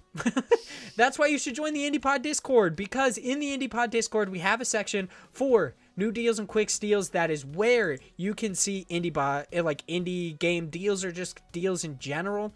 Of course, follow us at IndiePod on Twitter as well. But Time for us to hop into some new stuff. The first 4 items in new stuff come by way of Nintendo Life, where it's reported that JRPG Wood Salt by Team Wood Salt has been delayed once again to avoid Cyberpunk 2077, yet now there seems to be a firm release date of January 9th, 2021. That upcoming Metroidvania Death Stick has officially been renamed to Akatori, which is actually just like a way cooler name. That publisher East Asia Soft has announced 6 upcoming titles coming to consoles across December and January. Those being, this is going to be like a thing. I don't know how to say some of these. Let's get into it. Crawlco Block Knockers, headed to the Nintendo Switch on December 17th. Drunken Fist heading to the Switch, PlayStation 4, and Xbox One on December 23rd. Sense, a Cyberpunk Ghost Story, headed to the Switch on January 7th. The Pillar Puzzle Escape heading to the Switch, PlayStation 4, and Xbox One on January 13th. Terratopia headed to the Switch, PlayStation 4, and Xbox One on January 20th. And Project Starship X headed to the Switch, PlayStation 4, and Xbox One on January 27th. That kind of reminds me of when we used to, like, I used to read all of the indie games coming out. Yeah. And just fucked it up. Good old like, Fry's Day. Yeah, Fry's Day. I wonder if any of our Patreons remember Fry's Day, or if we had any Patreon who, like, was still around here from, like, the beginning I don't know, days. Dude.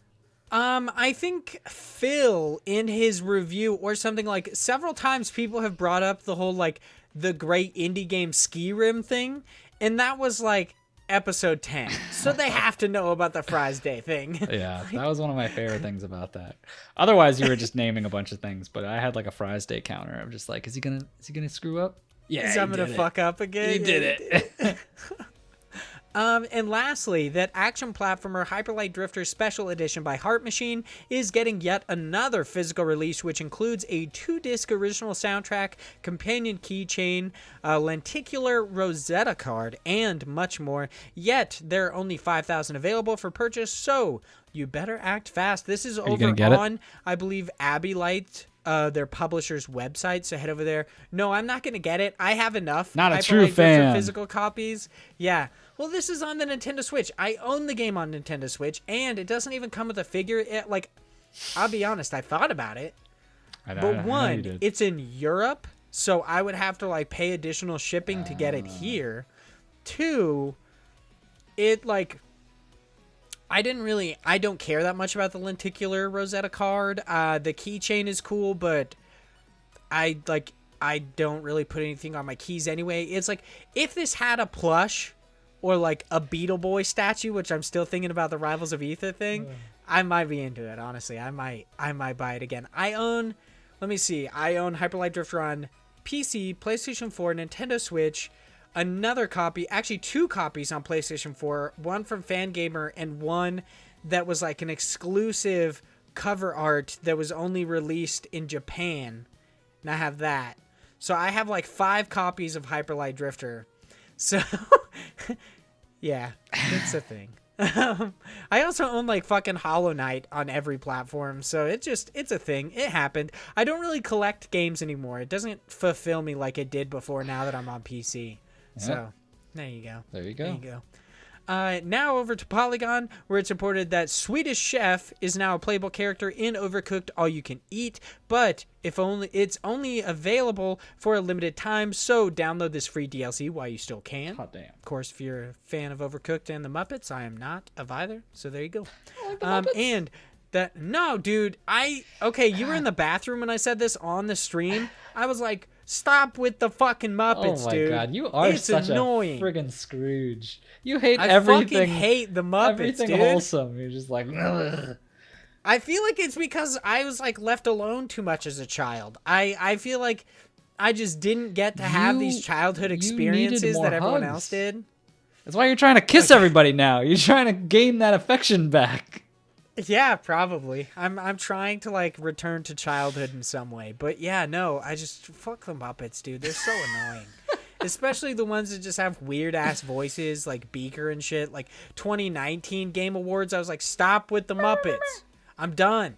That was like the first time they had him and I was like, I'm fucking done. Stop. And then he did it again with Swedish Chef and it was just annoying. The true struggle. I guess Jeff Keighley really likes the Muppets though. So He was hugged as a child. yeah, probably. I was just left alone. Left alone, just stuck in a trash can. You should really resonate with Binding of Isaac more.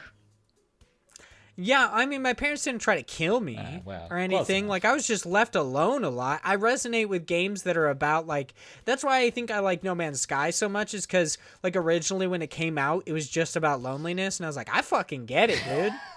I get it. I understand. Oh, my God. So there you go. We can move on now. My sad childhood aside. And that Windjammers 2 by Dotetmu has officially been delayed to sometime in 2021. Now over on Twinfinite, where it's reported that 3D platformer Shady Part of Me by Duz Diximes is now available on PlayStation 4, Xbox One, Nintendo Switch, and PC via Steam. This is actually revealed at the Game Awards, so it's kind of cool that it's available immediately. Right now. That open world adventure game Tashia by Awaseb, I don't know how to say that, is headed to PC via Steam, yet no release date was given. This is the one where the person becomes a crab. Oh, and yeah. Or like when the kid becomes a coconut. And I was like, like that kid just become a coconut? Yeah, that shit was weird. And lastly, that popular survival craft game Rust by Face Punch Studios has had its PlayStation 4 and Xbox One ports delayed till sometime in 2021. Now here's a shitload of stuff from IGN. It's a lot. So get ready for this. Now over on IGN, it's reported that developer Mediatonic has just received an all-new level, or released an all-new level for their popular Battle Royale, of course, Fall Guys Ultimate Knockout, called the Tundra Run. That developer Innersloth has just released a new map called the Airship for the popular deception game Among Us. That third-person shooter Returnal by famed developer Housemarque is coming to the PlayStation 5 on March 19th, 2021. That third-person atmospheric adventure game Season by Scavenger Studio is coming to the PlayStation 5 and Windows PC, yet no release date had been given. That popular RPG Disco Elysium by ZAUM, because I still don't know how to say that, is officially getting a new edition called The Final Cut, which offers full voice acting, new political vision quests, and much more. This new edition is set to launch on PlayStation 4, PlayStation 5, as well as Steam in March of 2021, with the Xbox Series X and S and Nintendo Switch versions of the game coming sometime in summer 2021. Yet, those who already own the game will be receiving free upgrades to this new edition. So if you already own it on Steam and everything, you get the update when it goes live on March. Hell yeah. Yeah, I own it as well. Maybe I'll play it. I don't know if I will. Now you have a PC that can run it. I do, and it's not potato. Yeah, I can. Come on. That developer Fulbright, known for their adventure game titles Tacoma and Gone Home, has just announced a new game titled Open Roads, yet no release date was given. That free-to-play multiplayer game Century Ages of Ash by Playwing Ltd. is set to be released sometime in February of 2021. That's the dragon game that I kept saying reminded me of Aragon. Mm-hmm. That's what that game is. And it's actually... They said that it was releasing sometime in February of 2021, but their Steam page has like an early access thing, but it's not in early access yet. So I think it's releasing in early access in February. Yeah, maybe. Not just releasing in general. But it does look cool. Looks like Aragon. We'll see. Not even joking. Totally looks like it. So cool. That 3D platformer Sea of Solitude by Jomei Games is coming to the Nintendo Switch on March 4th, but that's not all. This exclusive version of the game includes a new script, new voice acting, and much more that you can only get on the Nintendo Switch from what I understand. So I think that's pretty cool. And lastly, that Beat 'em Up Scott Pilgrim vs. the World, the Game Complete Edition, is set to release or set to arrive across all platforms on January 14th, 2021.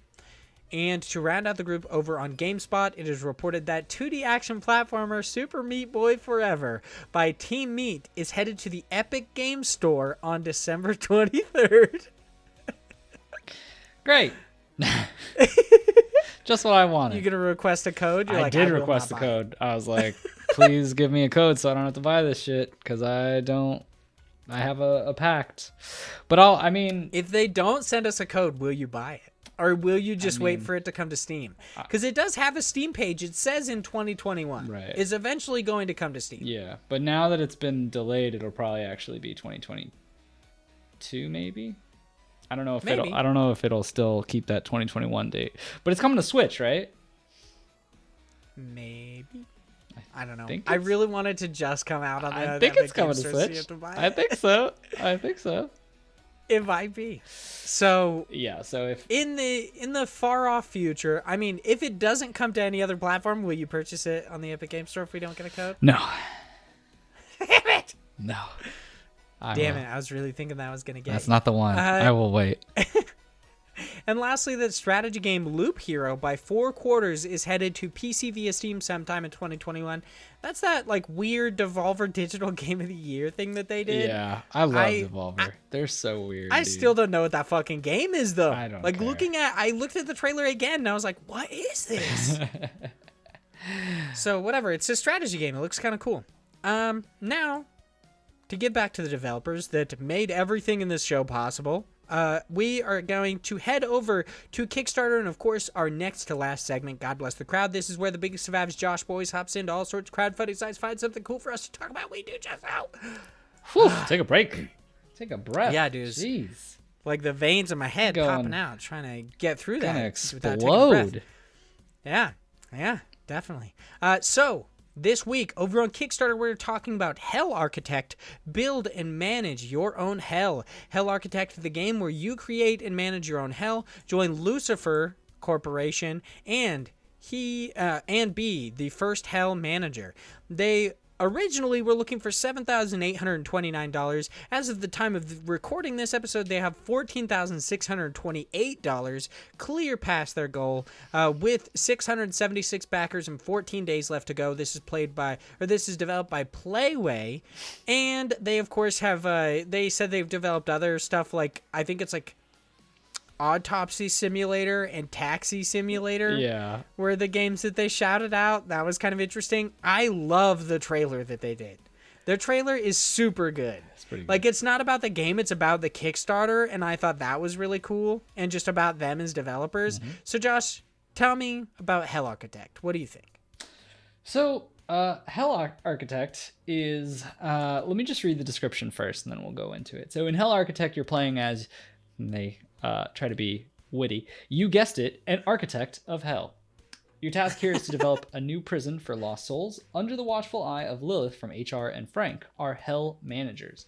So you're basically creating a hell. You're employing these demons. You're creating a way to torture people who are in hell. I'm not crazy about like these kind of sim management-y games. Like they're not really my style, but I really think that this game is just refreshing in a weird way because obviously hell isn't like a refreshing topic, but I just think it's like it's very dark and silly humor. You could get that like a lot of that if you watched their trailer. Like I think their like their trailer is really good for showing like this is a great example of not really the same type of topic that we were just going on about like the principles, but like being into a game because you are into the values or the style of the people. And this is a lot of how Kickstarter really works, is like you're kind of just giving your money away for the idea that something is going to work and you're going to get a cool product at the end. And so you need to feel confident that it's going to either be awesome or, you know, like, because it's going to be awesome that you can see that it's awesome because it's already mostly developed, or it's awesome because you're you invest in like the culture of the studio. Exactly. Yes. The people, you get to know like what do they do. And I think this trailer is a great indicator of this is probably going to be a very like wacky, but probably still, you know, very management sim that will have the same baseline mechanics that you would find in others, but a good humor to it, probably some interesting story part. I really like the atmosphere that this brings, and plus the idea of it is silly in itself. Like the fact that you're just torturing people seems really weird. This isn't like a topic that I think many people would use. Normally you'd see something like a roller coaster simulator or something like that, or, you know, like Sim City. So I like the idea. I like that all of the characters, I don't know if it's in the game, I kind of hope it keeps it, but like all the characters, the little demons, have like genitalia They that's have penises, pixelated, and blurred boobs. out. Yeah. It's so weird. I love that they do it. It's so funny looking. Plus they got that plush, man. You see that? It is pretty You see cool. that thing? I actually like the plush, and it seems like the plush actually has genitalia too. Oh my god, I didn't and notice. It's not blurred I did out. not notice that. Yeah, it just has like a little dick and balls. That's hilarious. Oh my god. Yeah, I honestly like I don't play this type of game, like I said, a lot. It's not really my style, but I just like the quirkiness of it. It reminds me very much of something that you would see from I think they pronounce it Cly Entertainment, the people who do like Don't Starve. Mm-hmm. The same it reminds me of that, like graphically. And I think that it reminds me a lot of like Oxygen Not Included. Yeah, same. That's the Cly Entertainment, same people. I think, where was it? It seems to be, early access to the Architect Prologue is $3, but if you want to actually get the game, is it $8?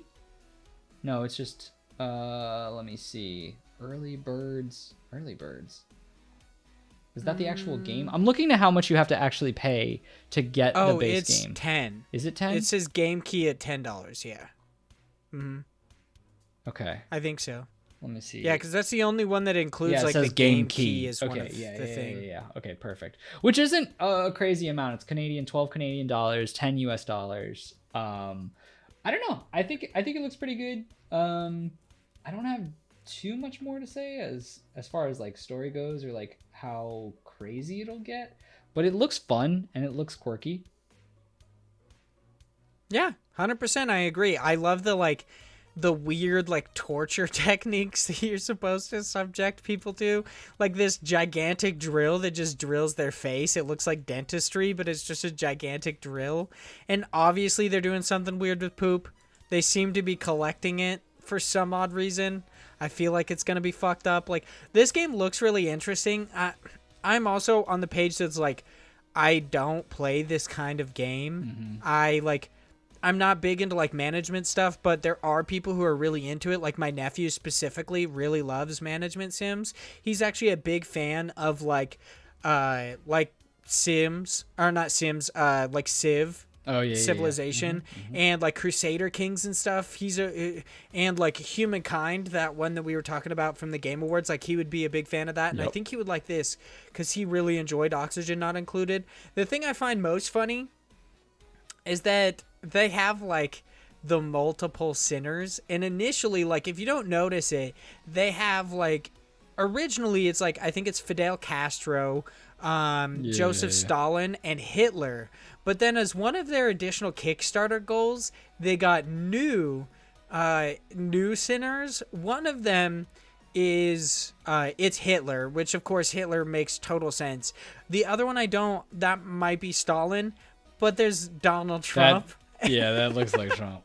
That's definitely Donald Trump. And I'm like, okay, like that's kind of funny. I like that, I guess.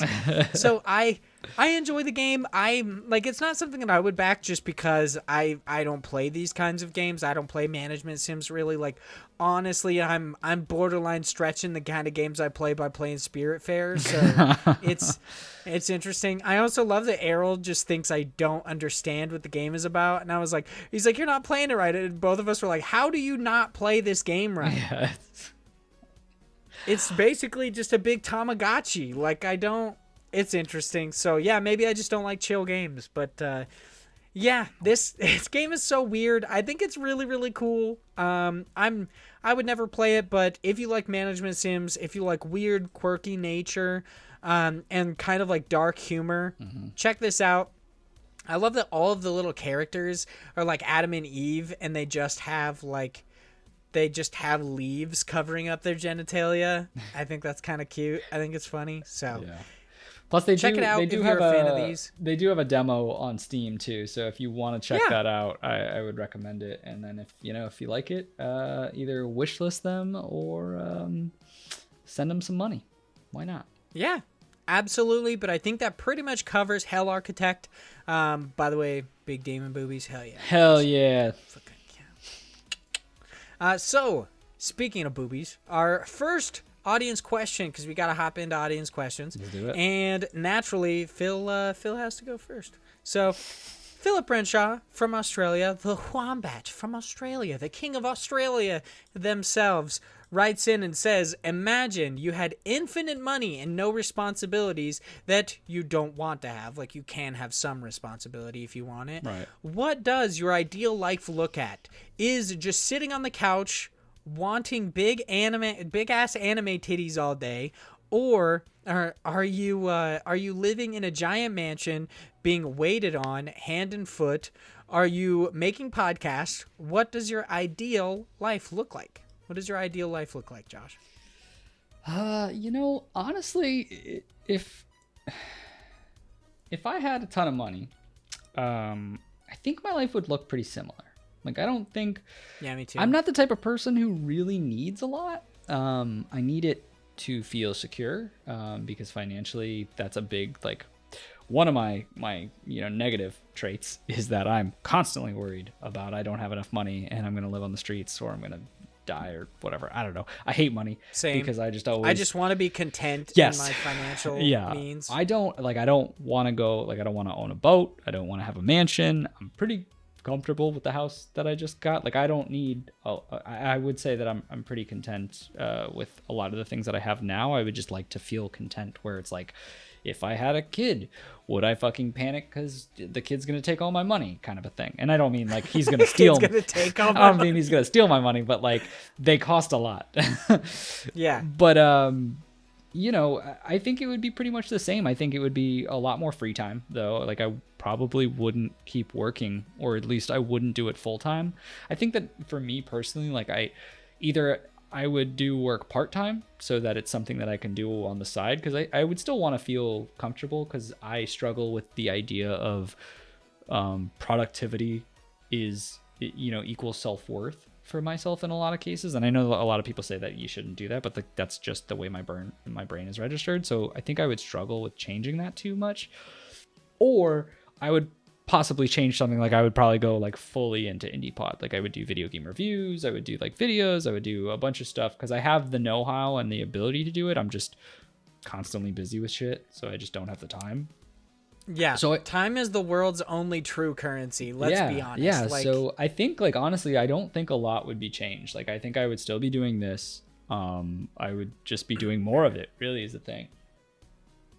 Yeah, that's basically my answer too. Like, I just want to be content. I want to buy like a house that has like I guess 1, 2, 3, 4, like a 4-bedroom house I would like to purchase so that like my wife and I can be content and we can have children. And I want to have like, there's something that I really want for my kids that I never really got, is that I want to buy a house that my kids can grow up in. No, yeah. I mean that too, but I want to have a house that my kids can grow up in, because my family always moved every couple years, and I never like I don't have a lot of friends as an adult, or like ones that I kept from like high school and stuff, or from schools, because I went to so many different schools because my family moved so much, and they typically moved from different school districts. So I didn't get to stay with the same people since I was a kid. Like, my wife has many more friends than I do, and like long lasting friends, because she went to school with them since she was in elementary school. Like, her family never moved. Damn. And I would love that for my kids. So like I would buy a house and we would just stay there. I don't need expensive stuff. Like, I might buy a new car, but that's just because like I wish I had my old car that got totaled and I should have just got a new one, but instead I bought a truck and I fucking hated it. Now I have a car that like I'm content with, but I would rather have a different one, like kind of a thing. Right. I would make content full time, 100%. Like, I would do the same thing. We would be making Indie Pod, but I would also stream and make more videos. Like, I'm trying to do more of that now in general. I would also still go to school full time, and I would eventually try to, like, there's a couple things I would really like to do. I would eventually probably try to get like talent and fund my own like indie game studio. I would love to do that. I want to make, like, in the end, one of the goals in my life that I want to make is essentially a media company that helps indie games, like not necessarily an indie PR company, but I do want to make like a media company that encompasses IndiePod and like other things that helps indie games market and reach a larger audience, which is essentially like a midsection between marketing and PR. Yeah. So I would like to do something like that, but yeah, my life wouldn't change too much. I don't want excessive things. Like, I might beef up my PC a bit more, but, like, I would be pretty content. Like, my wife asked me if I got $1 million, what would I do with it the other day? And it was, like, a question, like a budgeting question, essentially, for, like, a questionnaire. And I was like, I would probably pay off my parents' house. I would give my sister some money so that she didn't really have to worry. I would probably do the same for my brother, and then I would just sit on the rest of it, and I would just chill. Like, I would still have a couple $100,000, and I would just fucking chill on it. Like, I would still work. I would do whatever I wanted to. But if I didn't have to worry about anything, yeah, I would just buy a house, buy a new car, like, kind of just make content for the rest of my life, because it's what I want to do, so. Yeah. That's true. There you go. Phil also writes in and says, also a gaming question, because apparently my non-gaming questions are weird and not legitimate and make you uncomfortable. So my question, what video game character would you have sex with? There you go. That's his question.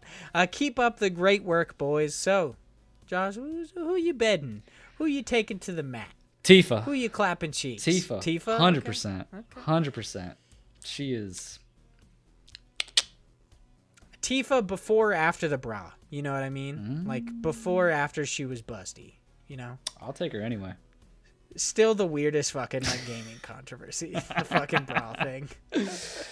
People are very, very silly. I mean, this is a silly 100%. question in general, so. Like, yeah, it's really weird. I guess there's a couple of different stuff. Like Sonya Blade, the fact that she could kill me with one punch or like squish my head with her thighs, 100%. Yeah, that's just like, it's not to objectify her or anything. I just find that really attractive that she could definitely kill me. I don't know why, to be completely honest. Wow. But yeah, there's that. So yeah, I mean, I guess there would probably be others like, I don't know, fucking. I would like to say Liara Tassone, just because, like, blue The people. blue? Yeah. That's yeah. cool. But their heads kind of freak me out, because I'm afraid, like, what's under there? Like, does that open? Yep. Like, and then it eats you. Yeah, and then... You know, like praying mantis, how they just snatch off the heads of the fathers. Yeah, they just kill them right after they have sex. Like, yeah, huh? it turns out fucking... just the entire Asari race just turns around their head and, like, swallows you inside. Yeah. That's how they get your DNA. Yeah. The Asari are such a cool race. I love that they're all women and they only require, like, DNA to procreate, and they just make more Asari. It's so cool. I think that's so awesome. But I mean, Tally was my main. So, like, Liara was cool, but, like, Tally, that's, like, she's my girl. So, but yeah, I mean, of course, there's, like, other people. Right. Fenris from Dragon Age Toon. He's a very cute boy. What was your Might name? take you into the mat. Morgan? Morgan? Oh, yeah, from Dragon Age. Hell Morgan. yeah, dude. Yeah. She's awesome, dude. When I was a kid, I was like, how do I romance this one? Yeah, Isabel from Dragon Age 2. Woo-wee. Yeah, she if you romance her, she doesn't abandon you, which I was like, that's an interesting kind of quirk to romancing this incredibly attractive person. Well. And she's really cool, just super strong. She kills shit. I was like, damn, she cool. So yeah, lots of BioWare characters. But let's move on to a different question, because that one's getting weird. Please and thank you. Mix writes in and says, what games that really impacted you, if any, have you replayed from your childhood? How did they hold up? Did you find yourself seeing them in a new way? So Josh, have you replayed any games from your childhood or just that really impacted you? And did you see them in a different way? Yeah. I think I'll go with ITG, which I've talked about it a couple of times. If people don't know, it's called In the Groove. That's the full naming convention for it. It's basically a DDR, but it was a harder version of it. I was really big into dancing games when I was like in high school. I had a. That's still the most amazing revelation about you. Is that you like love these dancing games? Dance I revelation. still love that about you. Just knowing that about you, I'm like, it's so interesting. I gotta send you a video one day of because I have a video specifically on my Facebook. You could probably find it of me playing. And We're friends on Facebook. Yeah.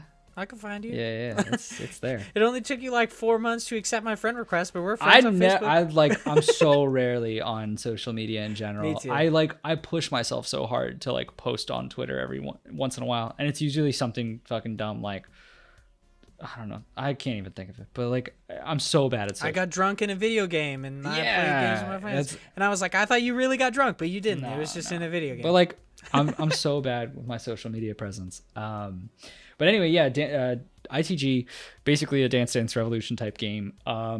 It's a lot of fun. I had an arcade across from my high school and I loved it. And so the reason why I'm telling this story is because I was really good at it and I used to love it because I lost a lot of weight doing it. Like it's crazy how much calories you burn playing that game. And I bought a metal pad back in the day that would hook up to my computer and I could run Stepmania, which is just a Windows program that you can play that will simulate DDR. Basically, you can get different songs and different step packs. And so I would play my with my metal pad on my computer, and I had this like metal bar that I created to hold on to. And so I was super excited. I had gotten it out. This was like a couple years back. And I had brought it out and I was like, look, and I was showing my wife, who at the time was, I believe still my fiance. And I was like, look, this game is really cool. You know, we'll do it. We'll work out. We'll lose, we'll both lose some weight. Like, cause we were starting to get, I see where this is going. Yeah. I told you this story, right? About, I think so. Yeah. So the reason why it's so impactful, one, it was like my favorite game, just because of how much it impacted me as a kid, but also it impacted me because my wife tore her ACL playing this game, and that was awful. I feel bad for laughing. That sucks so bad. I was like, okay, there's gonna be a ton of arrows that come up, and I was like, if you ever get flustered or there's too many, don't try to hit them all. Like, just let it go, get yourself back, and then like start again. Like, don't you could get overwhelmed. Don't fucking fly your feet because you might hurt yourself. She fucking did it, and so that was an awful moment in our lives. And clearly I can't really say much because I didn't tear my ACL, but like it was awful because having to see her go through that pain and like not like when things happen. I feel bad thinking about this, but I was like, did you teabag her? You're like plebe. No, fucking yeah. It's just like writhing in pain. You're just suck. No, she screamed like. We knew something we knew something was wrong real quick. But when that shit would fucking hurt. When you're like in that weird state where how do you know something is like broken or something's really wrong, right? And so it was one of those things where we both kind of looked at each other and she couldn't really put pressure on her leg after that, and we were just like, the fuck do we do? Like it's very early into not early into our relationship, but like it was early enough where we were still younger and we were very naive, and it was just a very incredible experience in a negative way. And that's how it's impacted me. I still love the game. I still really want to play it again, but it has been banned from my households. For me, I mean, games from like my childhood that I've replayed, I'm trying to think of any that are really, I guess, from like my childhood. I guess like replaying Fable, like playing the Chicken like Chaser Legendary edition that came out. Yeah, Chicken Chaser. And then like you choose Ranger because you thought it was cool. They're like, it's Ranger, and you're like, you just make everything sound horrible. Everything that comes out of your mouth fucking sucks. I loved Fable. Dude, just shut up. So yeah, it's just like every time those guys open their mouths. But yeah, replaying Fable really like brought back a lot of nostalgia for me. Like, I guess like sharing something from my childhood. There was and I don't want people to think that my dad was a bad person because of this, because I really don't think he was. I think he was just really lonely at the time. But there was a time when my dad was actually going to leave my parents, or leave my mom, and like leave us, because like he was kind of like working full time, and when he would come home, like my brother and I were teenagers, we just didn't really want anything to do with our parents and stuff, and like we would just ignore them basically. And there was a moment where my mom and dad sat us down and explained that like my dad was going to leave, that he like, and I know this is kind of like in a sense preaching to the choir, because I know your family, like your parents are divorced. Yeah, my parents are divorced. So like, but my parents, luckily, like they moved through this, but my mom and dad sat us down and were like, hey, like, this is how your dad feels, and he's thinking about getting an apartment. He's thinking about leaving, like, kind of like a whole thing. And it ended up, obviously, like, it wasn't a great conversation. My brother flipped out and left. He came back later, and he was super high, and he asked me if I could smell weed on him, and it was kind of funny. It's something we still talk about, and I think it's hilarious. But, like, I ended up, like, sitting down with my dad and talking about, like, it eventually got down to like him talking about how he's really lonely and we don't really talk to him. And I like kind of like, we sat down and he was like, I want to know what you're doing. Like, 'cause you're just in your room all the time and you're playing your games. I want to know about them. I want you to tell me about them. So it kind of like became this thing where I would talk to my dad about video games. But the first game I talked to him about was Fable. And I explained it to him, like, how everything worked in the game, like the morality system, the Sword of Aeons, like everything, like the Jack of Blades, how cool I thought he was, like literally everything about it. And like video games kind of became something my dad and I would like kind of like short stints bond over.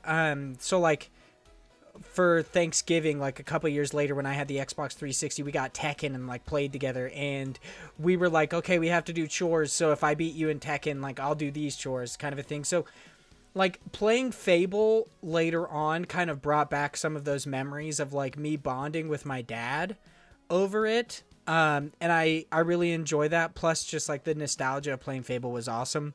I mean, another game that's a little bit less depressing, that I went back to, and it really changed my idea of things, was like playing Bastion and realizing what indie games could be and what they were, and then replaying it like last year, and I was like, oh, this game does not look good. Like they've come so far from that. Like Transistor was a big upgrade, and then they went to Pyre, which was again a big upgrade, and then Hades was just like, you fucking perfected that shit. You know how to make Zagreus look like a sexy mofo. Like, I get it. You know how to make a thirst trap. That's awesome. But Bastion, if you replay it, it does not hold up well. Like, I think its hand-drawn aesthetics really hold up well. But its actual gameplay, like, it's kind of like isometric view. It doesn't. It looks so bad. It's not good. Like, I love the game, but it looks so bad. Continues to be one of my favorite games, but I will freely admit it does not look good. It has not aged well. So, yes, I have looked at it in a different way. Now I look at things in a critical eye, and I can't actually stop doing it to like an annoying degree where I'm like, that just doesn't make sense. And they're like, it's the Goofy movie. It's not meant to make sense. And I'm like, but it does make sense. So, yeah, Bastion, went back to it. Sword of Aeons and everything. Yeah, just you got my answer. Then Chris Penwell from that Their Active Quest, my co-host over at Go Beyond. If you like My Hero Academia, check it out. If you like dumb shit, check it out. Chris Penwell writes in and says, what do you think about Hollywood talent joining indie games casts? Is it bad for budding voice actors in the field, or do these actors give prestige to these indie projects? For example, 12 Minutes has Daisy Ridley. It also has, like, we talked about this right before, James McAvoy and Willem Dafoe, all three in it. Opens Road having Caitlin Dever from Booksmart. I'm be honest, I don't know who that is. I've seen Booksmart, and I know the two main actresses, but I don't know which one it is, so there's that. But how do you feel about this, Josh? I mean, I think you could make an argument for both. That it's a good and bad thing in certain ways, but I think it's more of a good thing. Yeah, there's the idea that they might be taking up slots that someone who's not as That Nolan North of Tora Baker would have taken. Yeah, but at the same time, I think having that presence is really important for indie games, and in some cases, it's necessary to have you stand out. I mean, it was the same thing with I can't remember who they got in West of Dead. Is it West of Dead? No, it was. Oh, no, it was West of Dead. Yeah. It was the guy who plays Hellboy. Yeah. Shoot, I forget his name. He's also in Sons of Anarchy. It doesn't matter. Anyway, but like that specific voice and having that brings a lot of the character and a lot of the what makes Ron Perlman. Ron Perlman. Thank you. Makes West of Dead very special is the fact that there was a whole big part about, oh man, we can't believe we got him, and we're able to just like we had envisioned it, go about the game. I think there's a lot that could be said, and I also think if in certain cases, if there's specifically a voice actor that is prominent in this field, like I think that famous people, those who have had those projects, should have some of that space, because it really helps some of those smaller ones to get in there, because they might have a shot at something that has more traction, because if there's big popularity from that and you're on that, then you can say like, oh, I was in this, or I was able to do that. And plus there's the idea of, if someone is more in the field, they probably have more experience, they probably can teach something to others, whatever it is, or mentor them in some way. So like I don't think it's a bad thing. I think it's good in a lot of ways. Yes, it takes up a slot for a person, but like I'm sure that no indie game is going to get every single person. I mean, I guess other than 12 minutes, but every single person who is doing voice acting, they're probably going to be searching for other people who are going to have that spot. It might not be the star of the show, but they'll still have their place, and then hopefully that will propel them to the next one, right? Yeah, and I mean, one thing that's pretty typical for indie games is actually just using in-house talent. Yeah. So they'll like Senua's Sacrifice, the person who actually like is the does the mocap and everything for Senua is actually just somebody who worked at the studio. Mm-hmm. It's not an actor.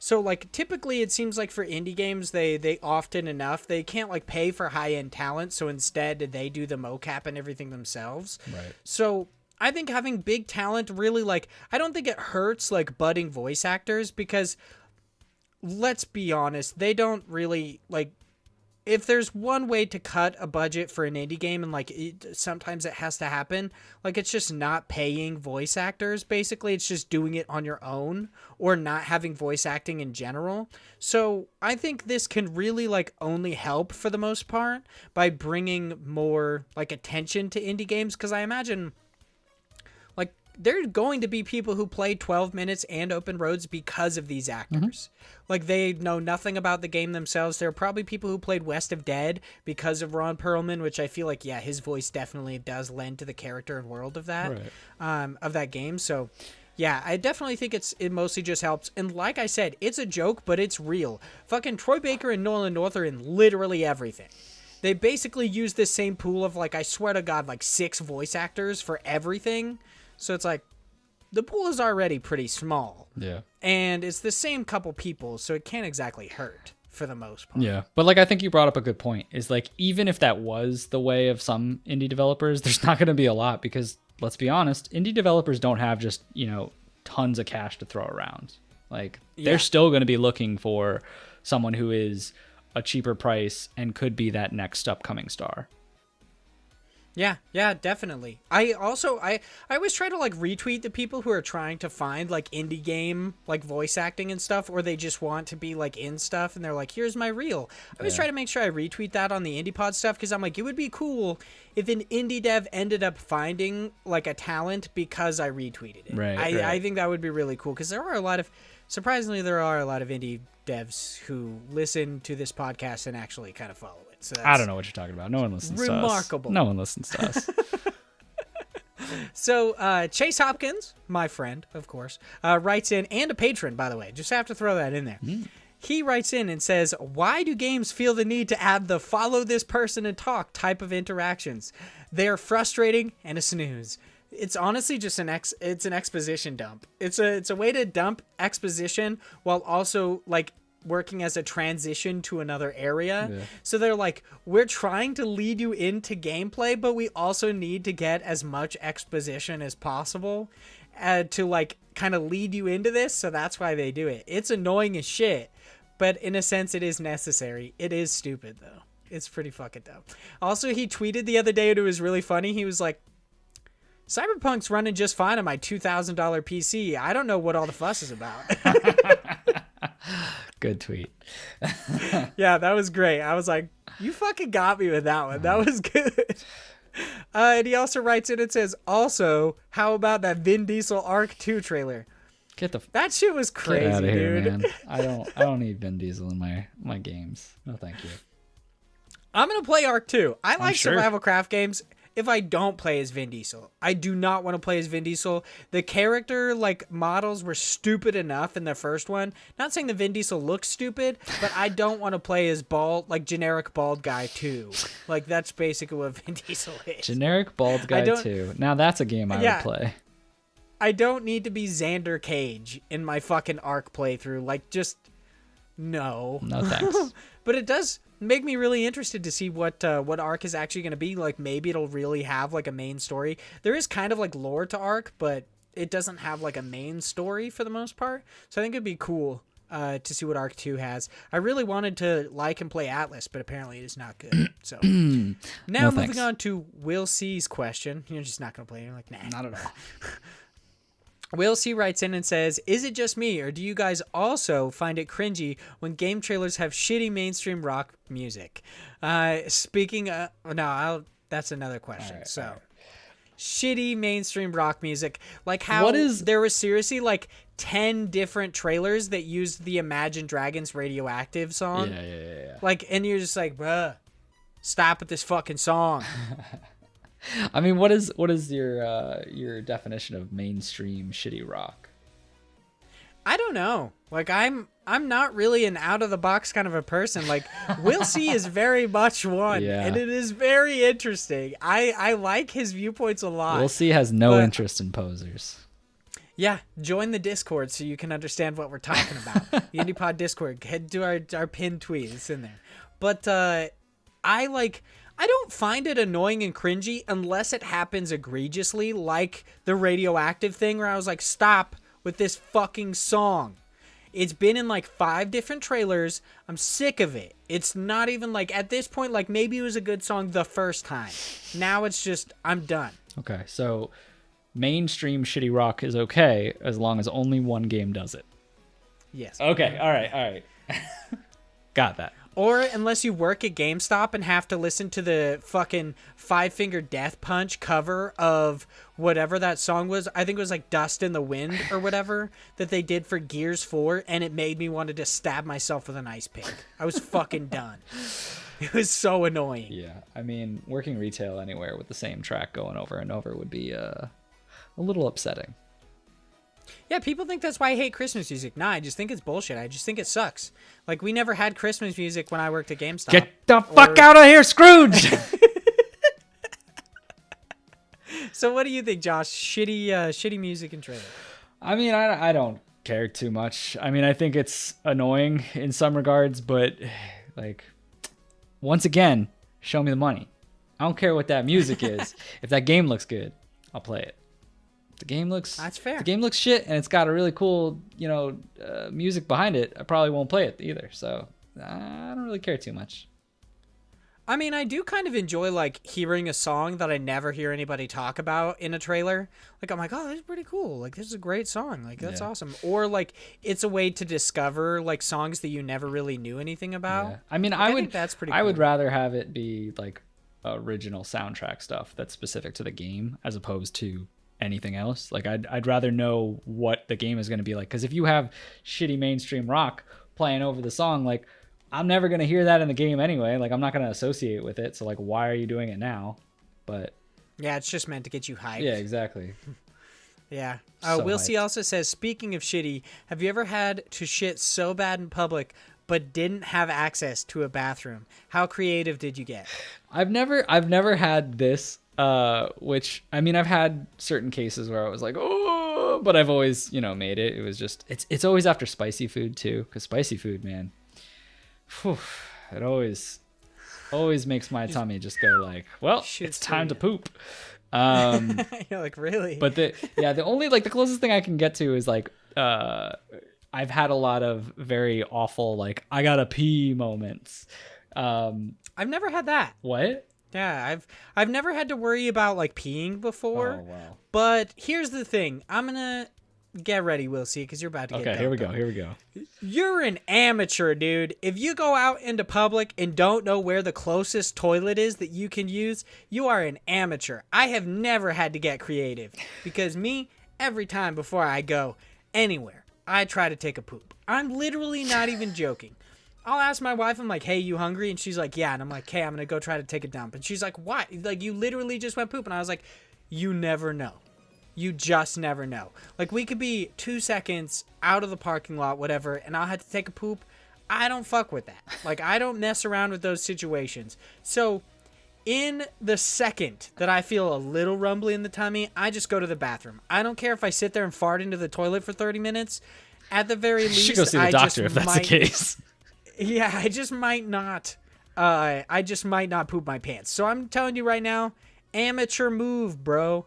Always know where the bathrooms are. Everywhere I go, I know where there's a bathroom. What if you go to a different country? I scope that shit out. And that's why I don't go to different countries. I don't fuck with that. Yeah, I don't travel really because I know where all the bathrooms are here. Okay? What a reason. Yeah, I know where, like, I constantly, like, that's kind of why I love Walmart so much, because Walmart's always, they have an ample amount of bathrooms, and there's always that one in the back that nobody fucks with. True. Like, Yep. Nobody goes back to that bathroom. So I love Walmart for that reason, because I'm like, I don't even like Walmart, but I'll go take a shit there, like, easy. Great place to poop. Yeah, like, Walmart, easily best place to poop, because they also don't have, like, 1-ply toilet paper, too, so that's pretty cool. That's pretty cool. But yeah, nah, dude, I've never had to get creative. Because I'm a smart boy and I scope out places before I go. I prepare. There's only one thing in life I prepare for, and it's pooping my pants. And I don't fuck with that. Always wearing diapers. Yeah, dude. I'm always prepared. No creativity needed. Well, there you go, We'll See.